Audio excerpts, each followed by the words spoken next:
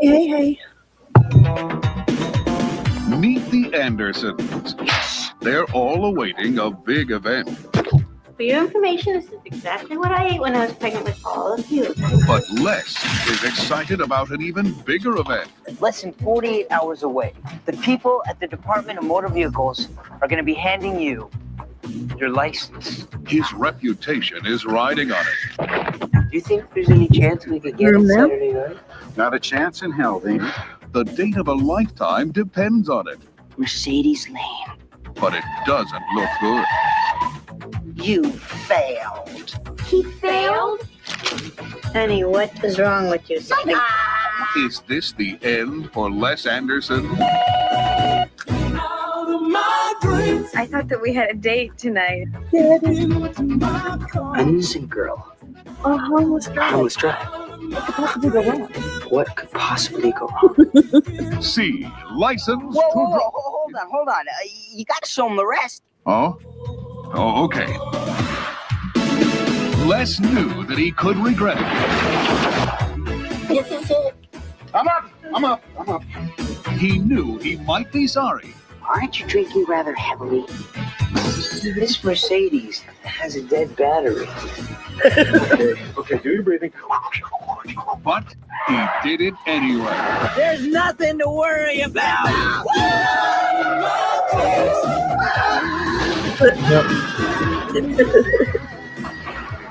You have to put this on the Discord watch. It's like a sign from the big Mr. Goodwrench in the sky.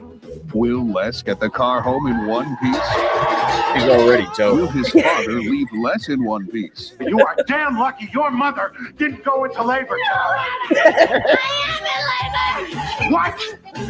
License to drive. Does it have a happy ending?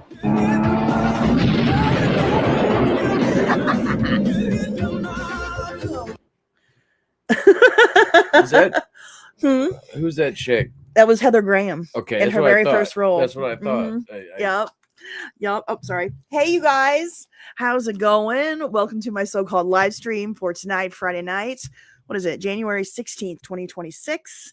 My name is Natalie. This is my brother Bertie. He's going to be hanging out with us for a little while because tonight is all about our very first cars. Cars!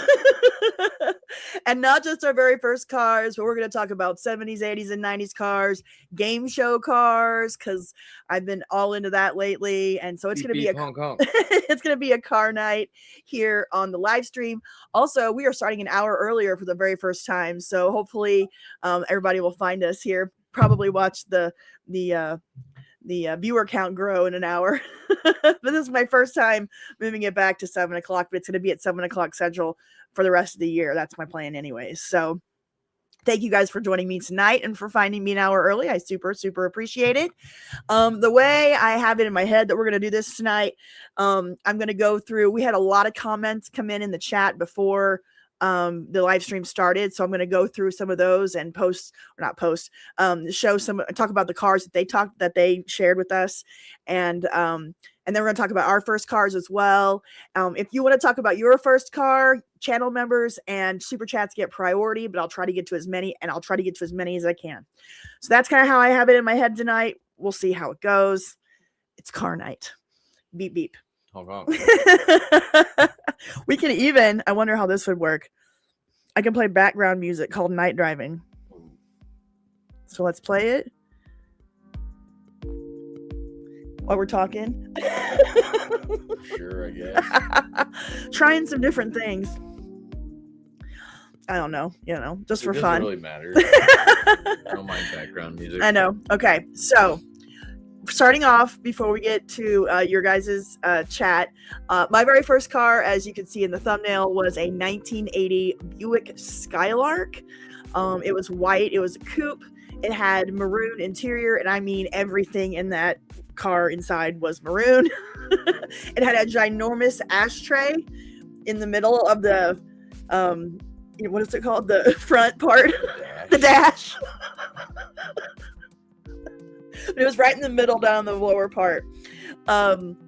I believe it. My dad got it from our uncle for $500. I I think. don't know what he paid for it. I- But I yeah. swear it came. From. Yeah, it came from our uncle. It was falling apart, and it was a horrible car for me to drive. It was so not safe because it would die sometimes, and I would try to accelerate Yeah, and I like think pull it was- out. A little sketchy. Well, only there was more than one ashtray, but there was a main ashtray. It was this thing that would pop open, and you would like Yeah, pull out the there's- dash. I think there's Here. ashtrays at the back seat. Yeah, there were ashtrays in the back all seat the- as all the well. sides. Let me bring up whoops. So this is one that was about as close as I could find to what mine looked like. And but I can't find any interior shots. Let me see if I can find some interior shots. Black interior. on That it. does have black interior in it. Yeah, mine was red cloth. Yep. Anyways, and I think I drove it for about it was less than a year because it kept breaking down, and well, not breaking down per se, it just wouldn't when I would try to accelerate or pull out into traffic, like, you know, it would just die sometimes, and that's not the best thing for a 16-year-old. So I think I remember it doing that. yeah, we lived at a very dangerous intersection when I got my license, so it was just not a good thing. So anyway, when I was almost right before I turned 17, I was working at Steak and Shake, and I was working a shift. I was waiting tables at Steak and Shake, and my dad and my mom show up. Were you there with them? I don't think you were. This is how I remember it. Okay, well, they show up at Steak and Shake in the middle of my shift, and they bring me outside, and my dad and mom had bought me a 1994 Chevy Corsica. It was maroon everywhere, not just inside, but out as well. It was a year old. It was what they called a program car, I guess, that dealerships had, that the dealership would drive it for a little while, or somebody in the staff. Drove like for test drive. Right, I guess test drive type of car. So it had maybe 20,000 miles on it. Really good deal. So that was I drove that Corsica to college. It's weird that you remember them showing up during your shift. Wait, I remember it either in the garage or the driveway. Really? Yeah, that's kind of. Nope, they surprised me at Steak and Shake. Maybe it was after you got home. I don't Right, remember. that could be. So that was kind of my first cars, and I've had a ton of cars. I'm interested to know how many cars you guys have had in your lifetime. And then Dave, tell us what your first car was, and then we'll get into the super chats. So tell us all what your first set of wheels. Mine was a 1988 Dodge Ram D50. Ooh, 5-speed pickup. all right. It was gold. Gold. 1988 Dodge Ram D50. Yeah, D50. 2-wheel drive. It Two-wheel was not drive. the 4-wheel drive. And it was gold, you said? Yeah, it was gold. It had chrome rails on the bed. Day cab, kind of looked like that white one. This really. one right here? Yeah, but not that junky. Not that junky. Yeah, because I mean, it was 95 and it was an 88, and it was owned by a mechanic that lived in a couple towns away, so it was in really good shape. Right on. And you said it was the Dodge? Well, it was a Mitsubishi Mighty Max. A is what Mitsubishi it Mighty was. Max. Okay. Yeah. I mean, Right. that blue one right there. Okay. That's got some rails on. Yeah, it was kind of like that, but Okay. but gold. It's not giving And- me very good photos here. No, but That sucks. I- Interesting. I wish I would have. I wasn't really into cars back then, Right. and knowing what I know now about that car, about that truck, you could put the twin cam head from like a 4G63 from a Mitsubishi Eclipse onto that thing with a turbo and have a beast little truck. I didn't know none of that I stuff. feel like you just started speaking Japanese in the middle of that Well, sentence. it is from I was like, what are you saying? Let's say hello to everybody in chat tonight for thank you for hanging out with us. We got B Heart, we got a different view, 1976, Joint Specialist TV, Heathcaster. Hey baby, how's it going? Eternal Vigilance is in the chat. Matt Periolat is in the chat. Raul Vasquez, hello. Dylan McConnell. We got HDJ KSA 52. Dachshund is in there. Rachel, hello. Rachel Stepien, how's it going? Beto Backwit 5690, My Wicked Tribe. God, a lot of you guys are in here tonight. Thank you so much for joining us. Eddie, Rascal Haskell, Foehead. Let's see who else. I don't want to miss anybody. Olaf Anderson, Jick Jack Jake, Candy Rowe, Electric Deb, Rob RX3JW. My goodness, guys. Thank you so much for hanging out. Nice. Oh, here we go. 88. Rob, they made them that long. Jessica Lee's in here in the chat as well. Hey, baby. How's it going? We got our first super chat of the night from Rob for $10. Here we go. 1988 Chevy Corsica in the year 2002. Oh, wow. I didn't realize Corsicas were made that early either. I didn't know that. I thought they came around in the 90s. Yeah. My friend's like the one dad, you got, I thought was one of the first. My friend's dad sold me that for $600. Got me through my first year of college. My family dumped more than $1,500 into that car. Nice. Yeah, that was always one of the fun things about getting, when you get your cheap first car in, the 80s or 90s. It was always, you would get to the point where it's like, should I put money into this, or should I just should I just get something car, new? If you get something for $600 to $1,000 and you put $1,000 into it, you got a $2,000 car. Right. It's not. Well, and the world of cars has changed so much since we were in high school and getting our first cars and stuff. Oh, yeah, there is my first. Let me show his 1988 Chevy Corsica. So it looks like it's a lot Very similar. very almost the same as mine. I didn't know they made them that long ago. All right, here's a 1988 Chevy Corsica. This looks almost identical to mine that I had in 1994. What color was yours, Rob? You say? That's funny that you got it in 2002. That's fantastic. I can't believe it ran in 2000 because the Corsica was a terrible car. It wasn't the best. It wasn't the best car, but man, I tell you what, it was my world when I first got it. It was like the gritty because it was new-ish. I mean, I got it in 95 and it was in 94, so I felt like I was doing big things. Yeah, it was practically new. That's so great. But was yours maroon like mine and covered in maroon maroon interior? And I mean, everything was red. Blue. His car was blue. All right, let's see if I can find a blue 1988 Chevy Corsica. Yeah. Ooh. Good one. About 5 over. Oh, sorry. Yeah, that one. Yeah. There. That one there. Yeah. Okay. Hold on. That's a Taurus. Wrong. Oh, whoops. Wrong one. Hold on. 1988 Chevy Corsica blue. Yeah. Let's see here. Oh, here we go. There we go. Oh, that's a 92. Close enough. I don't think they really changed anything about them. Not a whole lot. Let me. Looks like it got smaller over time. It might have. It looks bigger than. Yeah, but not too much. Blue with gray interior. Very nice. Very nice. Yep. The Corsica or the Chevy, when did they bring in the Cavalier? Was that the early 90s, or do you remember? Cavalier was in the 80s. Was 80s? Pretty sure. I'm trying to think of what the small, because usually for your first cars, for most of us, I'm sure not everybody, but usually it was like the lower, more economy models, the coupes, the little 5 speeds. A lot of us drove 5 speeds. I did not. Chevy. What Chevy had the Corsica and the Cavalier Well, I think the first Cavaliers were actually Toyota Corollas.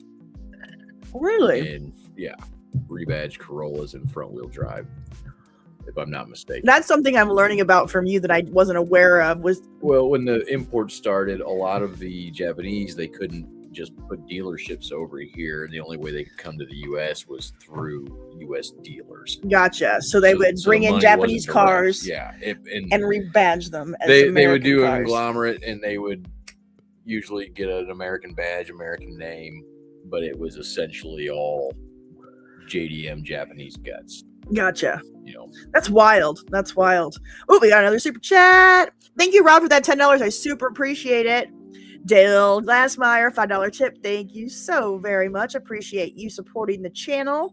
Jessica Lee, hey girl, $20. 1992 Ford Thunderbird. Whole tank of gas back in the day. Yeah, yes. Yes, and actually, with the gas prices where they are right now, it's getting close to a tank of gas for my Escape these days. Not too far off. 1992 Ford Thunderbird two-door was great for a year. Then the driver's side door got stuck in locked position. The passenger window got stuck halfway down in winter.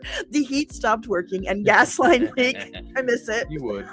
Yeah, that's usually how it goes. Oh my God, that's great. I love that so much. 92 Ford Thunderbird, man, that was, if you'd have had that in high school, I would have, that's like the really cool girl car. I mean, to have a brand new Ford Thunderbird back then, that would have been elite. 92, yeah. Pretty sick. Because that was my freshman year in high school. 91, 92. Thank you, Jessica. Okay, that's another thing. I tell you what, guys, I'm making a video about this. Every rich girl at my high school got a teal probe. That teal color in the early 90s with all these cars. Oh my Atlanta. Jane Jackson had a white one. Oh yeah, she did. Probe GT. Yeah. Yeah. Yep. Yeah, but that was teal the color. The only probe that I remember in high school was her probe. Wow. The probe was actually a concept for the Mustang. Really? Or not? Yeah, and it didn't go over well because it was a completely off the wall front wheel drive. It was a concept as a Mustang. Wow, I did not know that. Yeah, it just kind of.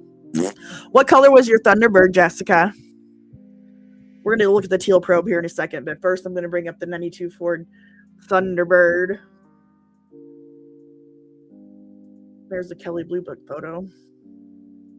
Cool looking car. I wish they would have made it in a 5-speed. That'd have been super dope. That'd have been super cool. There it is. I think they didn't to keep the Mustangs getting sold more. Okay. Right on. That Thunderbird was nice. Let me see. She told us burgundy. All right. So a little bit darker than this one. That's a nice looking car, especially for a high school girl. It's so funny because, like, I remember, like, you had, of course, I've said many times on here that my dream car was the 1986-ish Volkswagen Rabbit Cabriolet convertible. And that's, what'd you do? Oh, okay. Every girl wanted that, but there were but once you got your license, it was like the dreams would die, and it's just give me wheels that run and get to point A to point B. You didn't care what. It was back then. Yeah, back there it was like you didn't care what it looked like. I mean, and you did, but really the importance was getting a car. Like that was, that was the important part. Anything at all. Teal Ford, especially if you didn't have to share it or anything like that. Right. Here's a 93 teal Ford probe. She's just been all weird today. I don't know what's going on with her. So here's those teal Ford probes, 93. Oh my Atlanta, that's funny. Got another super chat. A different view, 1976. Thank you so much for the $5. Natalie, a fellow member, located the PSA you were in. Really? Did you watch it? I have not. But I will have to check it out. You'll have to send me a link or something. That's amazing. Only owned 3 cars in my life. Only 3, really? Mercury Lynx Chevy Celebrity made it to 300,000 miles. Now that's impressive. That is super impressive. That's super cool. A Mercury Lynx. I'm trying to remember what those looks like. Let me bring one up.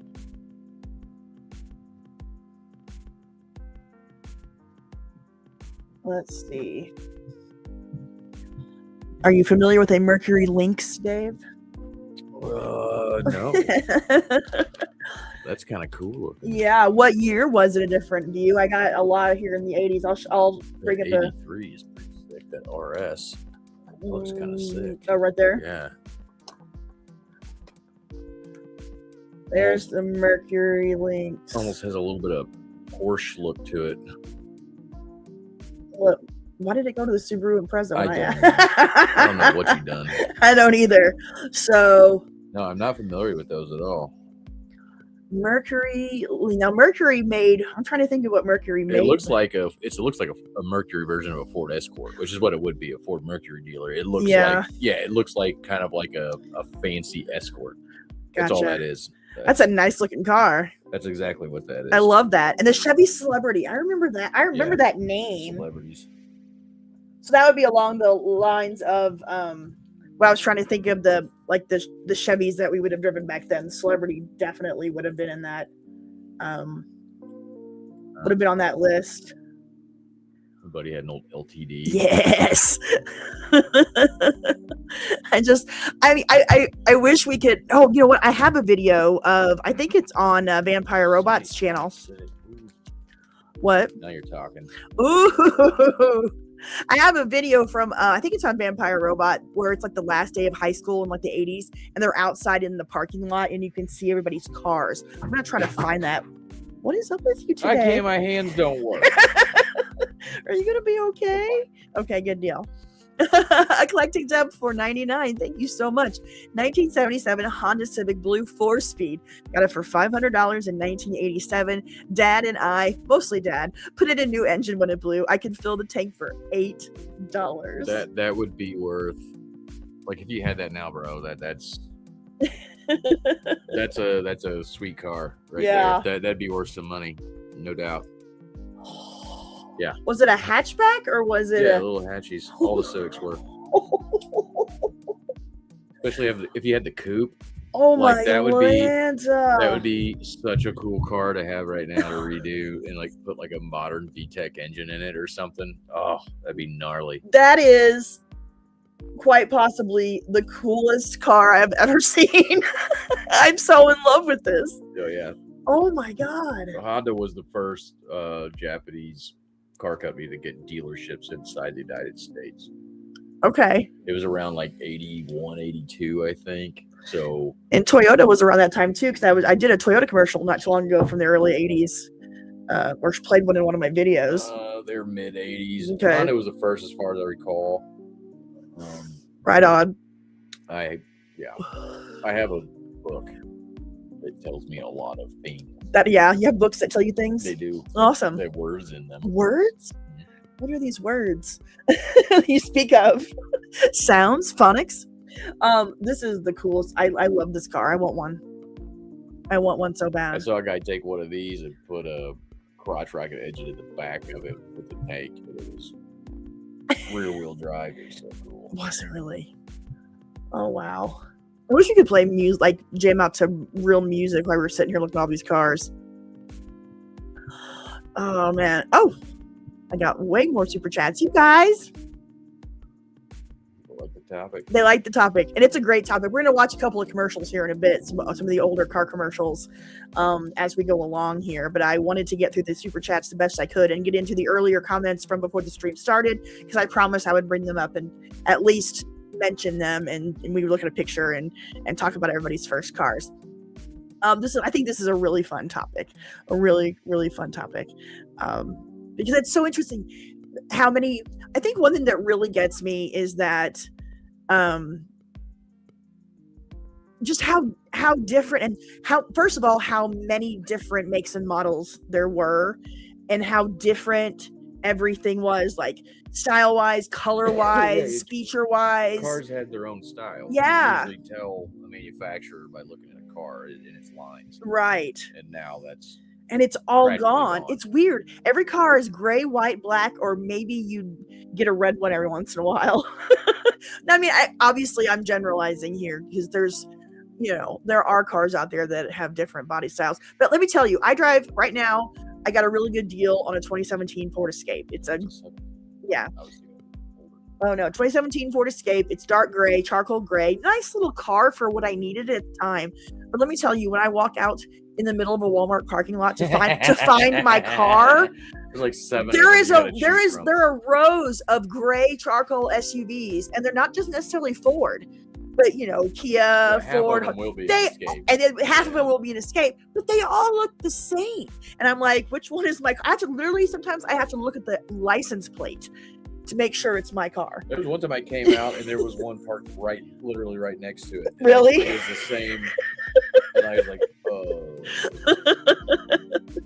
So like it's the weirdest thing that, and I think that, now correct me if I'm, obviously the mergings of the different car companies, the buying and selling of the different car companies, and all the tariffs and the global commerce that we've had over the last 30 years have changed the car industry. Yeah. But I think the nail in the coffin have been the cash for clunkers. Was that kind of the nail in the coffin of the? That's what got rid of all of our old car stock. Yeah. Like our old cars like these. Right. Most of these ones we're all talking about have been crushed. Yeah. And it got rid of all the. What a horrible program. Oh my God. And they started selling us cars that were junk. Right. Yeah. Like, I think 50 to 85% of the cars they sold got repoed. Yeah. After that, because they were just too expensive. Right. Okay, I'll get to the super chats. I'll get there. I try to go as fast as I can. But yeah. Oh, the Cars for Kids. We'll have to watch the Cars for Kids ads at some point tonight. Let's see. G Freely, $10. Thank you so much, channel member. 76 Grammy. Easy to work on because you're gonna be working on it. But man, I miss it. We're talking about a Gremlin. Yeah. AMC Gremlin. That'd be my guess. Yeah, I think the AMC was one of the first companies factories to close down and move to another, or they merged, but AMC got bought out and the factory closed down. It was very early on in the 80s. I think they went bankrupt. Did they? Yeah, it was like AMC, and they merged like Eagle, like AMC Eagle. Okay. That was like one of their. Yeah, but it decimated towns up in Michigan because it closed down. They had some great cars. They really did. AMC Gremlin, 1976. What color was it, G Freely?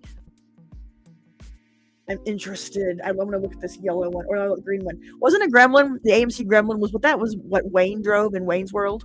Yes. Because it looks just like what they were driving when they were jamming out to Bohemian Rhapsody. Well, they drove I think it was a Gremlin. It was Well, now I'm gonna have to look and see. Well, it had round windows on the back. Right. It was. What car did Wayne drive in Wayne's World? AMC Pacer. Yeah. So we were on the right track. Yeah, that's what I was thinking. It had different windows on the back. Right. That's what I was thinking. Oh my goodness, that's great. What a great car. I bet you do miss it. Stick with a V8 in it. Yeah. That's so great. Thank you, G Freely, for the super chat. What a great first car. That is fantastic. Up next, $9.99, Joseph Tricoli 3. First, thanks for a great week between book club and watch-alongs. You kept us busy. Oh, you're very welcome. Thanks for bringing that up, Joseph. I have started an event every night here on my channel, either here on YouTube or over on the Discord. On Monday nights, we are doing Monday night at the movies, so a different movie every week, starting at 7 o'clock Central. On Tuesday nights here on YouTube, for channel members, we are doing a book club for Generations. And we started our first week last week, and oh my God, it was so much fun. So if you want to join the book club, Tuesday nights, Generations is the book. And Wednesday night, we're watching Little House on the Prairie from the beginning over on the Discord. Thursday nights, we're watching Incredible Hulk from the beginning. And we started all that this week. Last night, we watched the first 2 pilot movies of the Incredible Hulk, and it was so much fun. So if you guys need to go over to the Discord and hang out, it was so good. But thank you so much, Joseph. And second, my first car, 1982 blue Ford Mustang. Got it in 97. Again, thanks for all your hard work. You're very welcome, Joseph. I know that you've been in and out of the hospital with your daughter, I believe. So I really hope that you'll get to bring her home soon. 1982 blue Ford Mustang. Now I know that there's good years of Mustangs and there's not so good years of Mustangs. Of the hotter years. Yeah, 80s Mustangs had some problems sometimes, but I remember when Vanilla Ice came out with the Ice Ice Baby, and he was rolling in his 5.0 with the rag top down so his hair could blow, and that was a white. I think that was the white with the black trim. Yeah, that was an 89 because Sean came out in 89. 89 GT. Yeah, but let's bring up 1982 blue Ford Mustang. It wasn't the Wow. best. It depends if you had the GT or I don't know if they had a Fox. Do they have a Fox body? Is that a Fox body? I'm not sure. Hold on just a second. Boy, that's a nice looking car. I mean, the 5.0 was. Yeah, was it a 5.0? That's the Like question. a GT or something, Yeah. Well, if you got that kind of a Mustang, that's impressive right there. Very, very nice. That's it. Wow. Cool. That'd have been fun. Do you still have it? You got it in 97. I'm interested to see if you still got that hanging around. Fox body started in 79, says Jake. I was thinking it was in the 70s. Okay. That's what I thought. Cool. I'm not much of an American car. Your knowledge is more in the Japanese market. Japanese and like European stuff. Right. That's okay. I'll allow it. Because they rule. I know. Man, you don't have it anymore. Oh no, that sucks. That's still a super cool car. And they did some stuff right, like the old Escorts when they were rear-wheel drive and stuff. That's when things were cool. And they ruined them. Right. Jessica, $10. Since we're talking cars, coincidentally, I just bought a 2011 Nissan Cube this past Monday. Finally got my license back after I had to quit driving, had cataracts, was basically blind. Oh my God. I love the Cubes and the square cars. I had a Kia Soul for a couple of years, and I know that Dave really loved it. No, I love boxy cars. It's not I like boxy stuff. Yeah. It's not the boxiness. It was just kind of like the same as the Escape. Like Oh. every time I'm driving down the road, there's 7 other people driving the exact same car. Yes. So I'm planning on buying a new car this year as well. We're going to keep the Escape, I think, and just drive it till it dies. Because it's still only got like 110,000 miles on it. So it's got 125. So it's got some life left. But I think, and Dave doesn't really know this yet, so I'm going to be breaking news live here on the live stream. Well, I have settled on what type of car I'm going to get. Now I just got to figure out which car, which specific one. But I think I'm going to buy a Toyota FJ Cruiser. How do you think about that? What do you think about that? It depends. It's not that it necessarily depends on the year, but the one that I have my eye on is a 2013, but there's also one that was a 2012. Has 160,000 miles on it. It's where I'm at. So I mean, you can't go wrong. But if I was going to pick one, it'd be an FJ40 from like the 80s. Well, yeah, but I can't. I can't. I mean, I'm not like you, Dave. I am a single woman with no car knowledge. I can't go. Believe me, if I could go back and get a classic '85 Ford Bronco, I would. But I cannot. Why I don't would have. You get an FJ40? Go Why away. would you do that? Oh, Matt, $9.99. Thank you. Apologies, Forrest. Resharing, but 1996 beige Chevy Prism, drove it until 2015. Currently on car number 2, a 2015 silver Toyota Corolla. Wow, Chevy Prism. That's a Geo, basically. Yeah. Let's see, 1996 beige. What is the beige? Beige. Gotcha. Okay. Beige Chevy Prism. Oh yes, the Geo Prism. That's right. Geo Prism, Geo Metro. That was a Corolla. Oh, okay. Yeah. You guys trying to. You had one of those. I didn't have a Prism. Oh yes, I did for like 2 minutes. For a year. Yes. It looked just like this. That's right. We had the same car, Matt. Yeah, that's a. I forgot I had this. This was more recently though. I needed a beater for a few months, and this is exactly. And it was like 2012, 2011. Yeah, it was a long time ago. But no, this is great. Yeah. Chevy Prism. Toyota Corolla. Yep, Toyota Corolla are the goats of cars. So you went from a Corolla to a newer Corolla. Right. Nice. G Freely again, $5. They made a V8 Gremlin, yes, they did. By the way. Oh, and there was actually a drag race club on the East Coast. Yeah, absolutely. That car sees a lot of drag shows, no doubt. That's so cool. It's even tubbed out with giant tires. It's insane. Yeah. This is really fun. Okay, let's watch a let me bring up a commercial. 1980s. Let's do Toyota commercials and see what they look like. Oh, what a feeling! That's the commercial that I was talking about that I had on my video. It was from 1981. So we'll watch the "Oh What a Feeling" commercial. Let me turn off the background music, even though it's been nice. Oh, what a feeling. Well, hold up. Wait a minute. I should have done this on YouTube.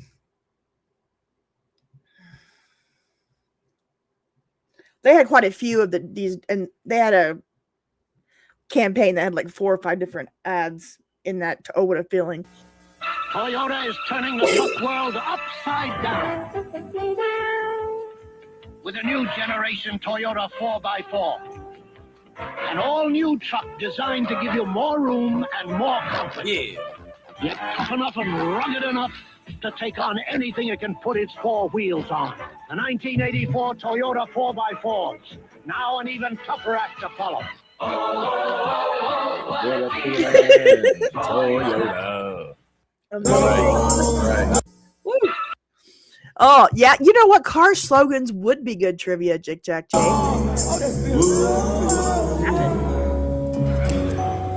Where's that coming from? That's so bizarre. I don't know. Where did that come from? That was wild. Oh, well, it's gone now.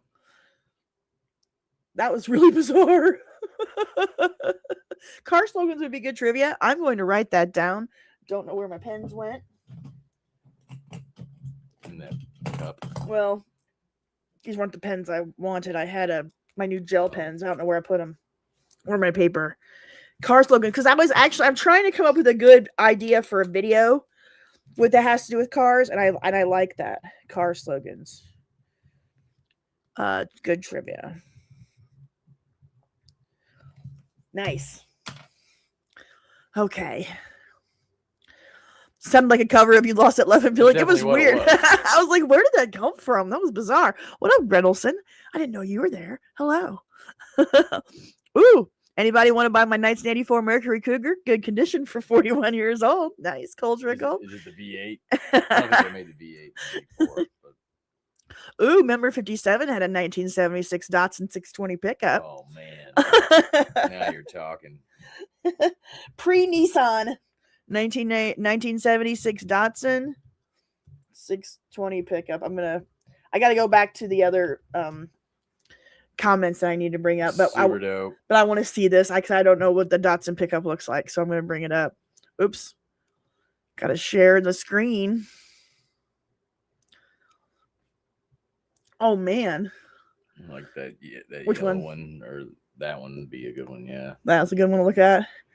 Classic cars. Yeah, I've seen some guys do some really awesome stuff with these. When did Datsun change to Nissan? Was it like the mid 80s? No, they got picked up.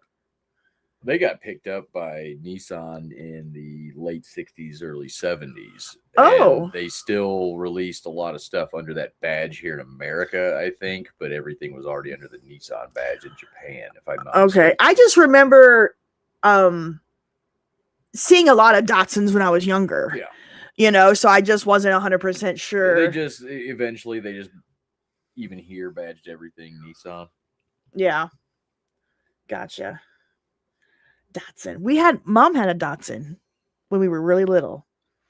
It was a little hatchback. Do you remember this? Datsun, the little yellow one? I don't think it was yellow. Hatchback, but I don't remember that. I thought it was blue. We're going to have to call Mom. No, we don't need to call Mom. Well, I'm not going to call her, but I'm going to send her a message. What kind of Datsun did you drive in the 80s? Because our parents had, Dad had a Cadillac. I'm trying to remember what Datsun even had that would have been. Right. We'll have to find out. Yeah, Datsun was Nissan. Right. Well, I know. The name they use in the USA. Okay, gotcha. You know, I'm just trying to clear all this up in my mind. Yeah, that's what it was up through like the almost into the 80s. Grendelson says to call your mother. Because you were like, don't call her. I didn't know. She's probably in bed. Well, no, it's only 7:41. Nothing yet. We'll find out. I bet she misses you. Well, we see our mama a lot. We love our mama. We make it a point to go see her at least once a month. She probably does. I've never been a mama's boy. So that's just the way it was. What? I'm not. You're not. You don't consider. I was a middle kid. Well, I was kind of left to myself. You were always very independent. Yeah, Mama had a Datsun. Mama had a Datsun hatchback. I'm telling you. I remember. But you were super little. This is what she drove. This is what she drove before. That's what I'm saying. I feel like it could have. Some of my very first memories, I thought she had a little yellow one. Maybe that was Uncle Richard's car. I think it was a little Omni that Uncle Richard had that she drove. Okay, for a minute, like she was in town or something. But Mama had a little Datsun. I didn't remember what color it was, but I think it was I think it was a darker color or a blue. If she had a 510. Now, granted, it was probably like the later 510, right? Because I would have loved to have had like an early B210. 70s. He says B210. Let's see. He was questioning maybe a B210. Let's look. Well, the B210 was the later. No, I don't. Maybe it was the B. I don't know. I just know it was a little Datsun hatchback. But again, we're talking late 70s when I was like 3-4 years old, and that's what she drove when I was a baby. But then Dave came almost a little bit about 2 years later. We're about 2 months or 22 months apart. Once Dave came, well, we were both in the Datsun when we were really little, but then she got the van. Or the Bronco. Well, when did the Bronco come? Spitfire for a while. Well, we did have this. We did have the Spitfire. The Triumph Spitfire. I remember that. But I was trying to think what Mom drove. Yeah, we had the Cadillac, the Spitfire. We got the Bronco at one point, and then eventually she got the van. Yeah. In '84. I have photos of when the van was delivered. Oh, I wish I'd have gotten those out. Anyways, we'll wait to see if we can if we hear something from Mama. Make sure I don't miss any super chats. All right, let's watch some more car commercials. There was one that somebody said where did it go? I missed it.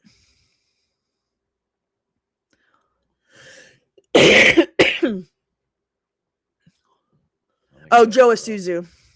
I forgot about Joe Isuzu. I remember those.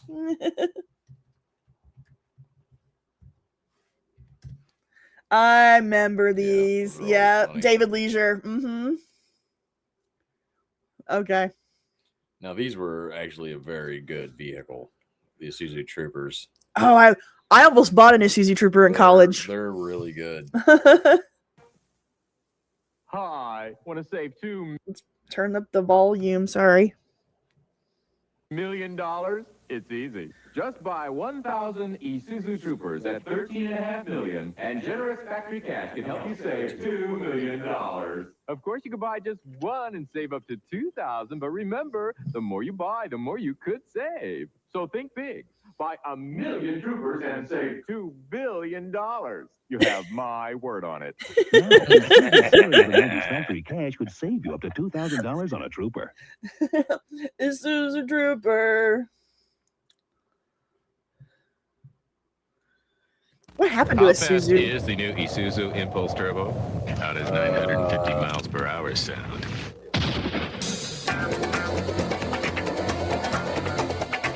I don't know what happened. I forgot about this. Hey, couldn't do this now. Right.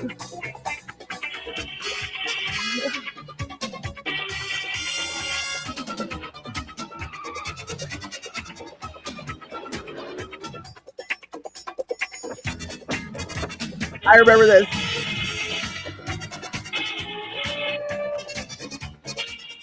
Which British reactor are you talking about, Louis? I love British reactors. Why? I don't know, but I do. I love British reactors, and I love your New Zealand family as well. Pulse turbo. Faster than a speeding. Well, you know. What was that? Whoa. Gosh, it's Joe Isuzu. Honey, you just killed Joey Isuzu. He's trying to say something. Look at his leg. His leg's all He bent. said the Isuzu Axiom has more horsepower. What is happening? Dual mode suspension, and it's... I tell you, we're just two parts of the same person.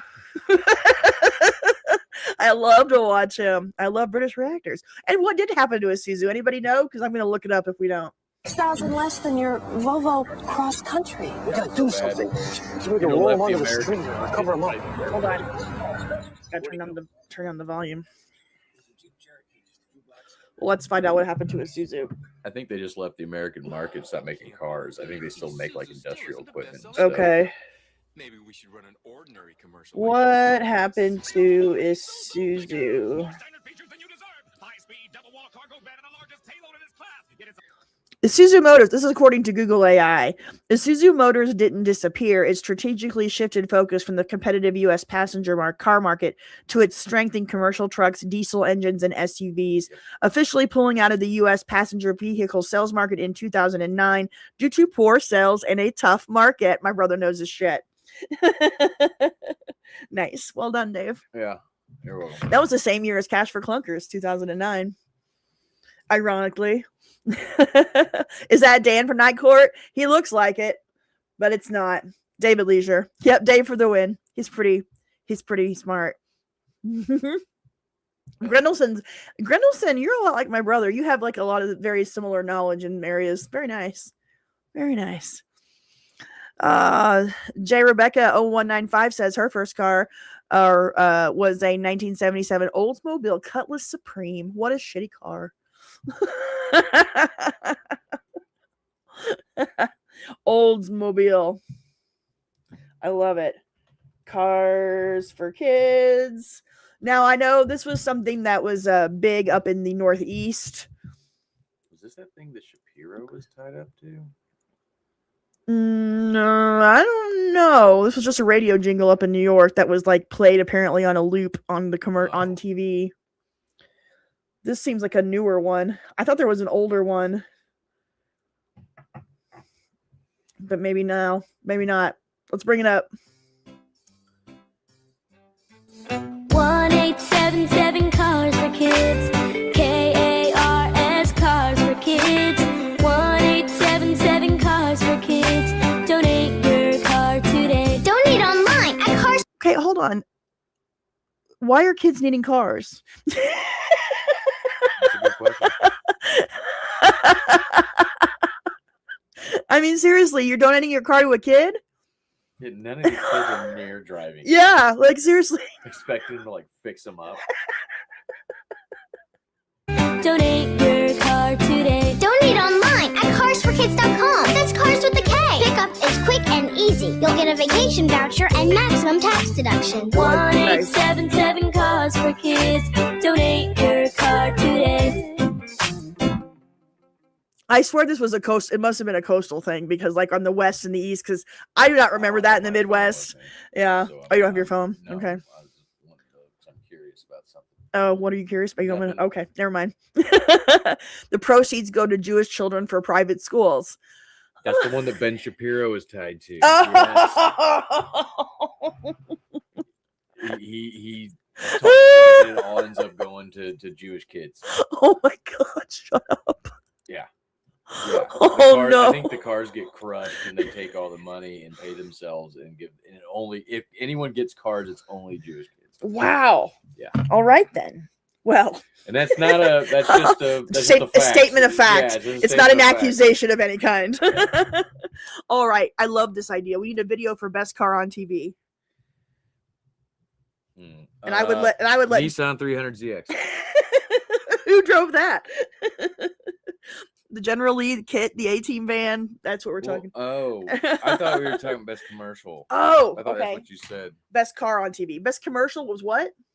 What'd you say? I think when the Nissan 300ZX came out. Nissan 300Z. Well,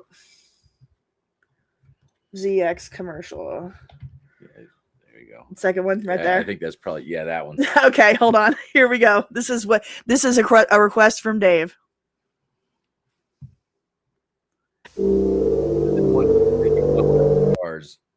It's funny, Dave, because we actually I have just had a memory unlocked in the last 10 seconds. Oh.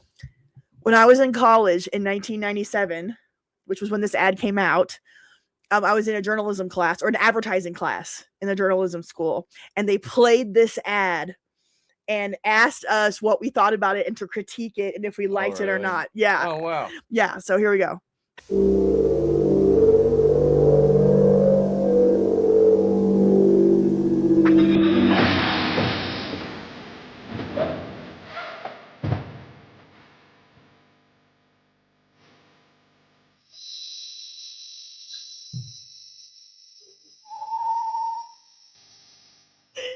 You're really starting now. So I don't know what I'll do.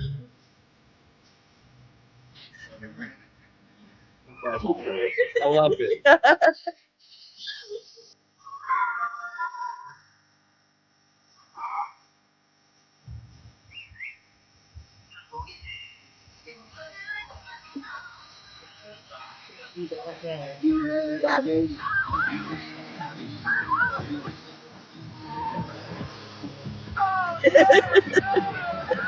We're dead.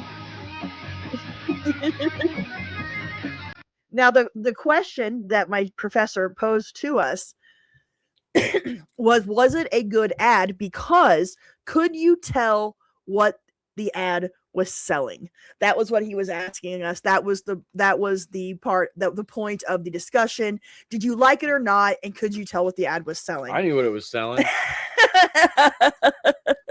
So, believe it or not, I was one of the few that said that's a fantastic ad, and I know exactly what it's selling. Yes, but most people said that they could not tell what the car was selling. Was it selling dolls? Was it selling toys? Was it selling, yada yada yada? Obvious it was a car. So, anyways, that was fun. That was really, really good. It was a badass commercial. That was good stuff. All right, now I'm going to play for you the very first episode of Classic Concentration. We're going to watch the car round. Now, in Classic Concentration, back in 1987, hosted by Alex Trebek, one of the things that was unique about this show is that it had 8 cars lined up on stairs, and you could possibly win one of them in the bonus round. So we're going to watch a bonus round, and we're going to get introduction to the cars that this person could possibly win on the bonus round. So you're going to love this. It's going to be fun. And my Volkswagen, spoiler alert, is on the... I know. It's exciting. Oh, I'm sorry. I keep stealing that from you. All right. So those of you that have never seen Classic Concentration, yeah, they always had a Jeep on Classic Concentration. So the whole point of it is matching, like memory and matching, the memory game, basically. So the whole point is they're going to get a game board of 15 squares, 7 matches of cars, and 1 is an outlier, a single by itself. So you got to match all the cars, and the last one you match, that's the one you win. And you only get like 35 seconds to do it. And if you get it wrong, you get more time every time you go into the winner's circle. So let's see what Diana here could possibly win on the very first episode of Classic Concentration. This is 1987. I hope it brings you a lot of luck, Diana. You've won big so far on the program, but now a great opportunity for you. We've got 8 automobiles up there. They're worth from $6,000 to $16,000, which means that in the next few minutes, you could wind up owning the Volkswagen Cabriolet, the Chevrolet Camaro, the Pontiac Safari Station Wagon, the Mazda 323, the Jeep Wrangler, you can go anywhere with that one, the Ford Festiva, the Renault Alliance, that's the red convertible up there, or the Dodge Shadow. So did you miss the Renault Alliance, the Renault Alliance? I want to see that. Wrangler, you can go anywhere with that one, the Ford Festiva, the Renault Alliance, that's the red. There's the Renault Alliance. Convertible up there, or the Dodge Shadow. Dodge Shadow. That's right. Dodge had that. All right. Let's see if she wins. We might watch a couple more. They would change out their cars every 3 weeks to a month, and they would have different ones. And I agree, the wagon is cool. the wagon is super cool. Okay, here we go.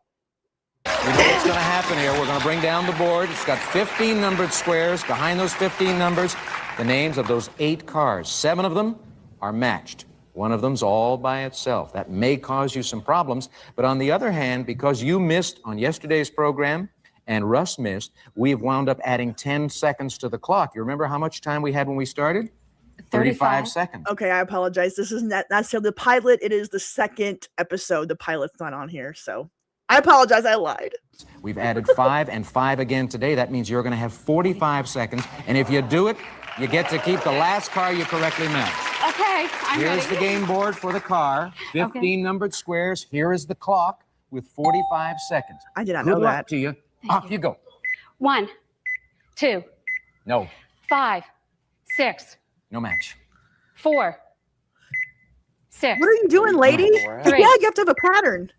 7, No match. 1, 8, No match. 2, 7, Match. 4, 9, Match. 10, 3, Match.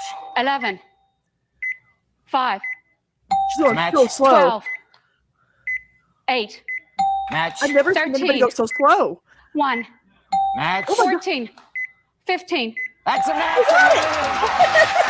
He was methodical. He settled in there at the last. He did. That was impressive. Because usually, well, this is only the second episode of the show. So as the series went on, people figured out patterns that they could do, like strategies to be able to do it. But every once in a while, you get somebody like this, and it's like, how do you get that? Like she's just all over the place at first. Oh, she won the Renault Alliance. Okay, let's listen to the description of the Renault Alliance. You got it. You remember the last one you matched? The Alliance. The Alliance, yes, indeed. That's the Renault Alliance convertible. And here's Gene Wood to describe that car for you. Diana, you just won a Renault Alliance with power brakes, power steering, AM, FM, stereo, radio. A prize package worth over $12,600. Congratulations, Diana. You take a look at that car and enjoy the fact that as concentration champion, Diana, you now have over $20,000 in prizes, $20,900. We're going to take a commercial break. We want Diana to have at least a minute or two to enjoy this victory. When we come back, we'll put her into another match against another challenger. Right here. Oh my gosh, $12,000 in 1987. That would be about a $35,000 car today. Yeah. Yeah, sounds about right. That's pretty impressive. Junk. Oh, that's sad. Renault had some decent cars. They just weren't over here as much. I got to go back to the very first, if I can get to it. I might not be able to get to it because I didn't save the comments. Oh wait, I did. The very first comment when I posted the live stream notification this afternoon, Ex Voto Art said that their first car was a 1972 powder blue AMC Hornet, like the Wayne's World car. We'll have to look at that car. Let's watch the Wayne's World. Oh, no, they didn't have a Hornet. They had a. Oh, it was a Pacer. Pacer. My bad. Let's look at the Hornet because I'm not. AMC Hornet 1972. AMC, it's really cool cars. It looks like it. Oh wow! Look at that 1972 AMC Hornet. It's like something you'd see in a 70s cop movie. Ex Voto Art said, with feathers hanging from the rear view and my 10 cassettes and a Marlboro red pat case on the seat next to me. Yes! Really? I love that. Drunk Creeker said, I'll miss the live, but 1979 Cadillac sedan DeVille D'Elegance. D'Elegance. It was a hand-me-down. I missed the beast often. I still have a 79 Cadillac, but I've upgraded to a Coupe DeVille. Nice. Dad's was a 77 or 78. It was a... I don't know if it was a DeVille or not. That doesn't sound right. So this is 1979. I was like, what did I do? Yeah. That's like Dad's car. That's almost exactly like Dad's car. You're right. His was maroon with the maroon leather. Yeah. Such a distinct sound too. Giant engine. Had a CB radio in it. Yeah. An 8-track. And had a trash can that like fit into the down by the kick plate of the passenger side. Let's see if you can see this picture. If they'll. Here is, hold on, I have a picture of us standing in front of it on the first day of school. I just gotta, I don't want to put my whole full name on here. But not that people don't know it anyways. Where's that picture at? It's on my personal YouTube channel. I don't know where I pulled it from, to be honest, but it's not a very good photo. The picture itself is around here somewhere. Oh, it is? Oh, well, I don't know. I don't know.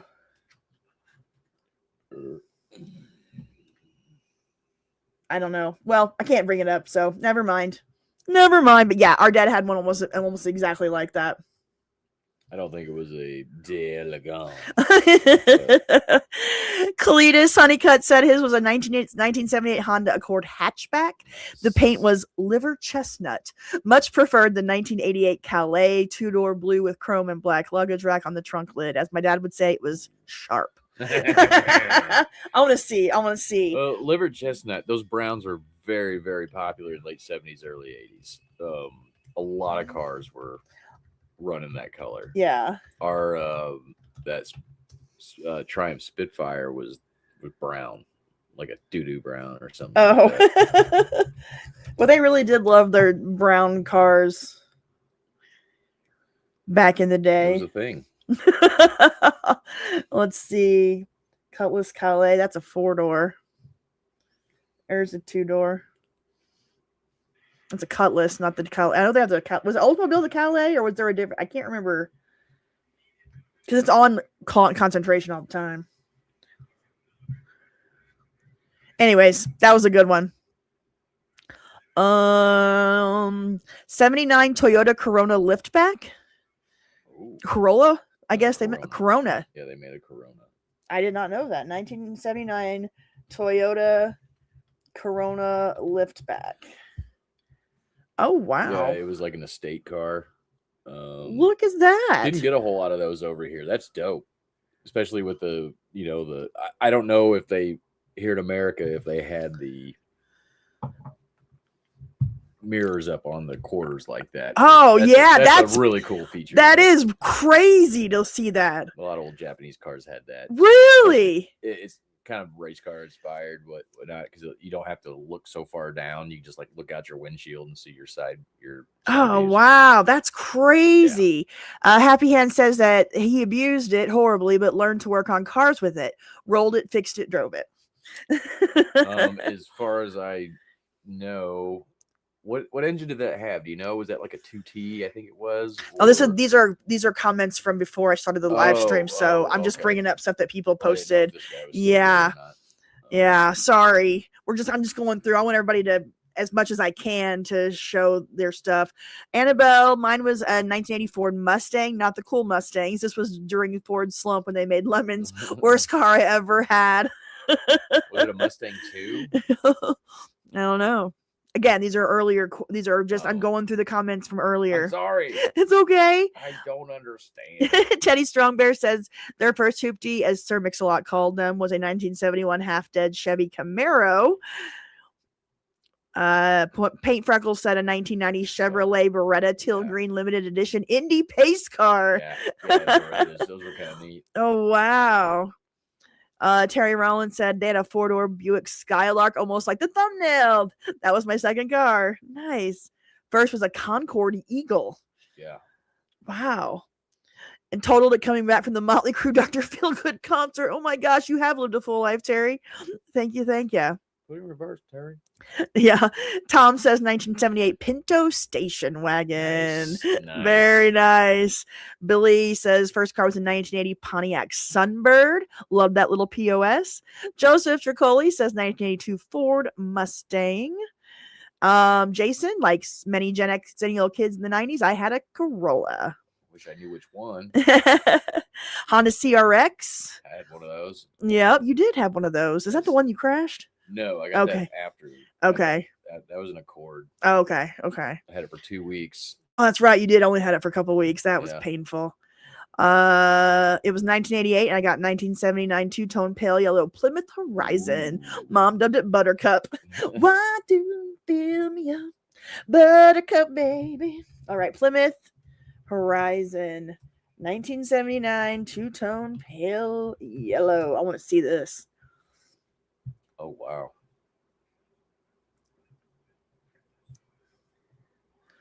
Ooh, ooh. That's not a yellow Plymouth Horizon. Okay, there it is. That one right there. Amazing. Amazing. Can we get a better picture of it? There it is. That's great. Buttercup. Thank you, Miss Jam 96. Okay, let's get back to the new comments. I just wanted to get some of those in there.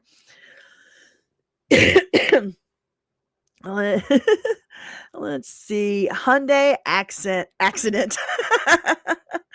I want to see some more of these. Where to go? Classic Concentration, because they have so many different cars. I'm going to try to find some good ones for everybody to watch. The Wayne's World car, 1976 Pacer.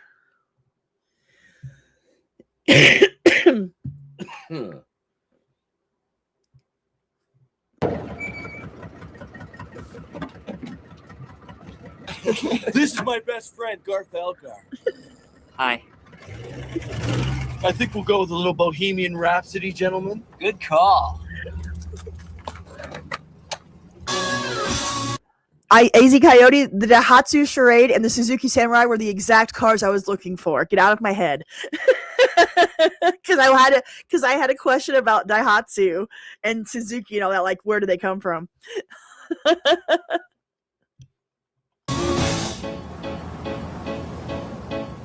I see a little silhouette of a man. Scaramouche, will you do the fandango? Thunderbolts and lightning, very, very frightening. Galileo. Oh, look at Payless Shoe Source.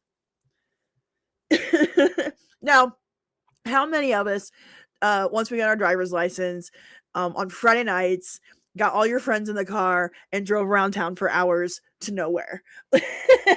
Just drove around for hours. We had, well, our downtown was switched to one-way streets going. We had one going one way, one going the other way, because they have this thing called cruising. And on Friday nights, the teens in town we had to go to the next town over to do this because our town put one-way streets to stop it. But cruising, so all the teens would get in their cars and you would just drive up and down the streets, very slow over and over, yell at each other from the cars. Just constantly. And that's all we did. And it would like clog the town traffic. And so that's why they changed to here in our town. We had to go to the town over to go cruising in Park Hills. No, it's Flat River back then. You're right. Let's go cruising in Flat River. Galileo. I'm just a poor boy, nobody loves me. He's just a poor boy from a poor family, sparing his life from this monstrosity. It's so funny if you watch Dana Carvey in this scene because he did not know the words to the song and he's faking his way through it the whole time. Oh, look at that little scooter over here. I love when they're actually on locations in movies from the 80s and 90s when they actually get out and you can see the way the world used to look. Whoa, Phil. No cell phone. Yeah, no cell phones. That's the other one. Phil, what are you doing here? You're partied out, man. Again. What if he honks in the car? I'm giving you a no honk guarantee. No honk guarantee, Dave. I'm giving you a no honk guarantee. You gotta spew. If you gotta spew, spew into this.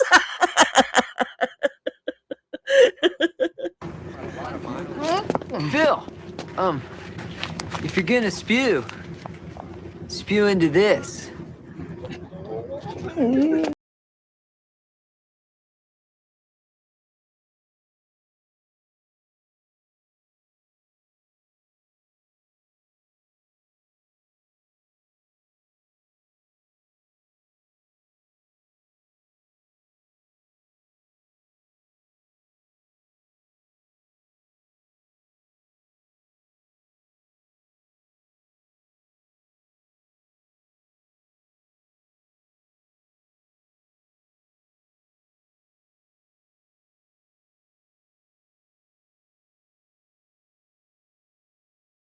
Oh, we have a message from Mother. Oh. Dazed and Confused filmed in the park behind your elementary school. Were you in Austin, Texas? Dazed and Confused was going to be the next movie I brought up. All right, here comes Mom's answer. What kind of Datsun did you drive in the 80s, I asked. Let me think, she says. A blue 5-speed was the answer.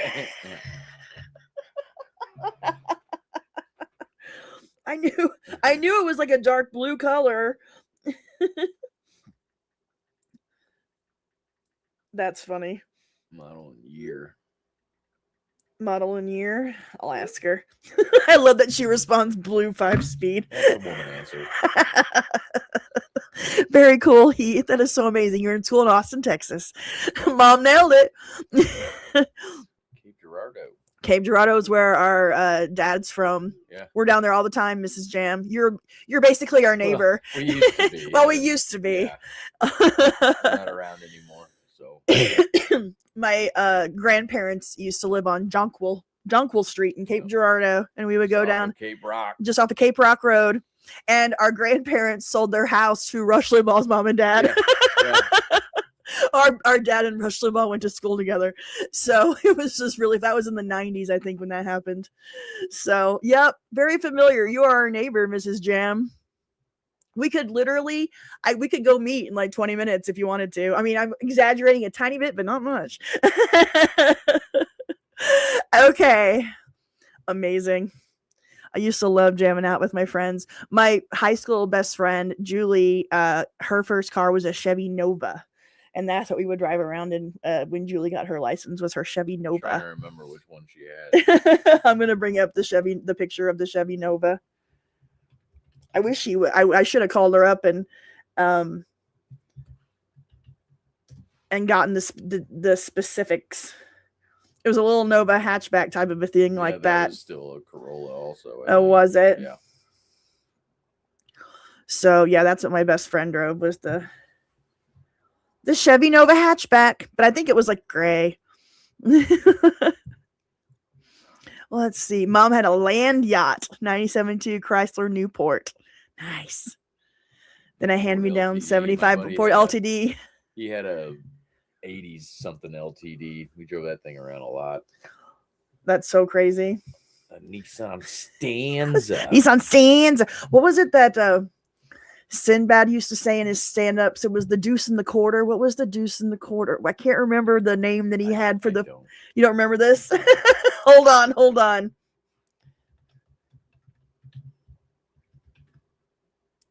Deuce and a quarter. I can't remember. We're gonna watch it. That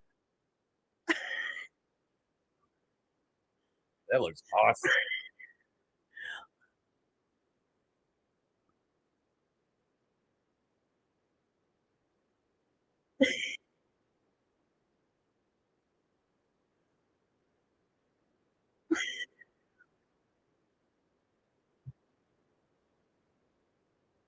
Can you guys hear that?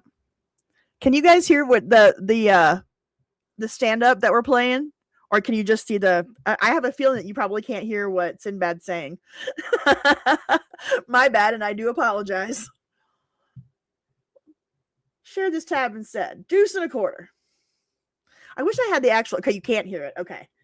I wish I had the actual video. Okay. I do have the actual video. I just gotta. We used to watch this. Well, someone said they do hear him. Oh, okay. Oh, you hear him? Oh, we used to, but it dropped. Okay. That's because I switched it to the picture of the deuce and the quarter. Okay. All right.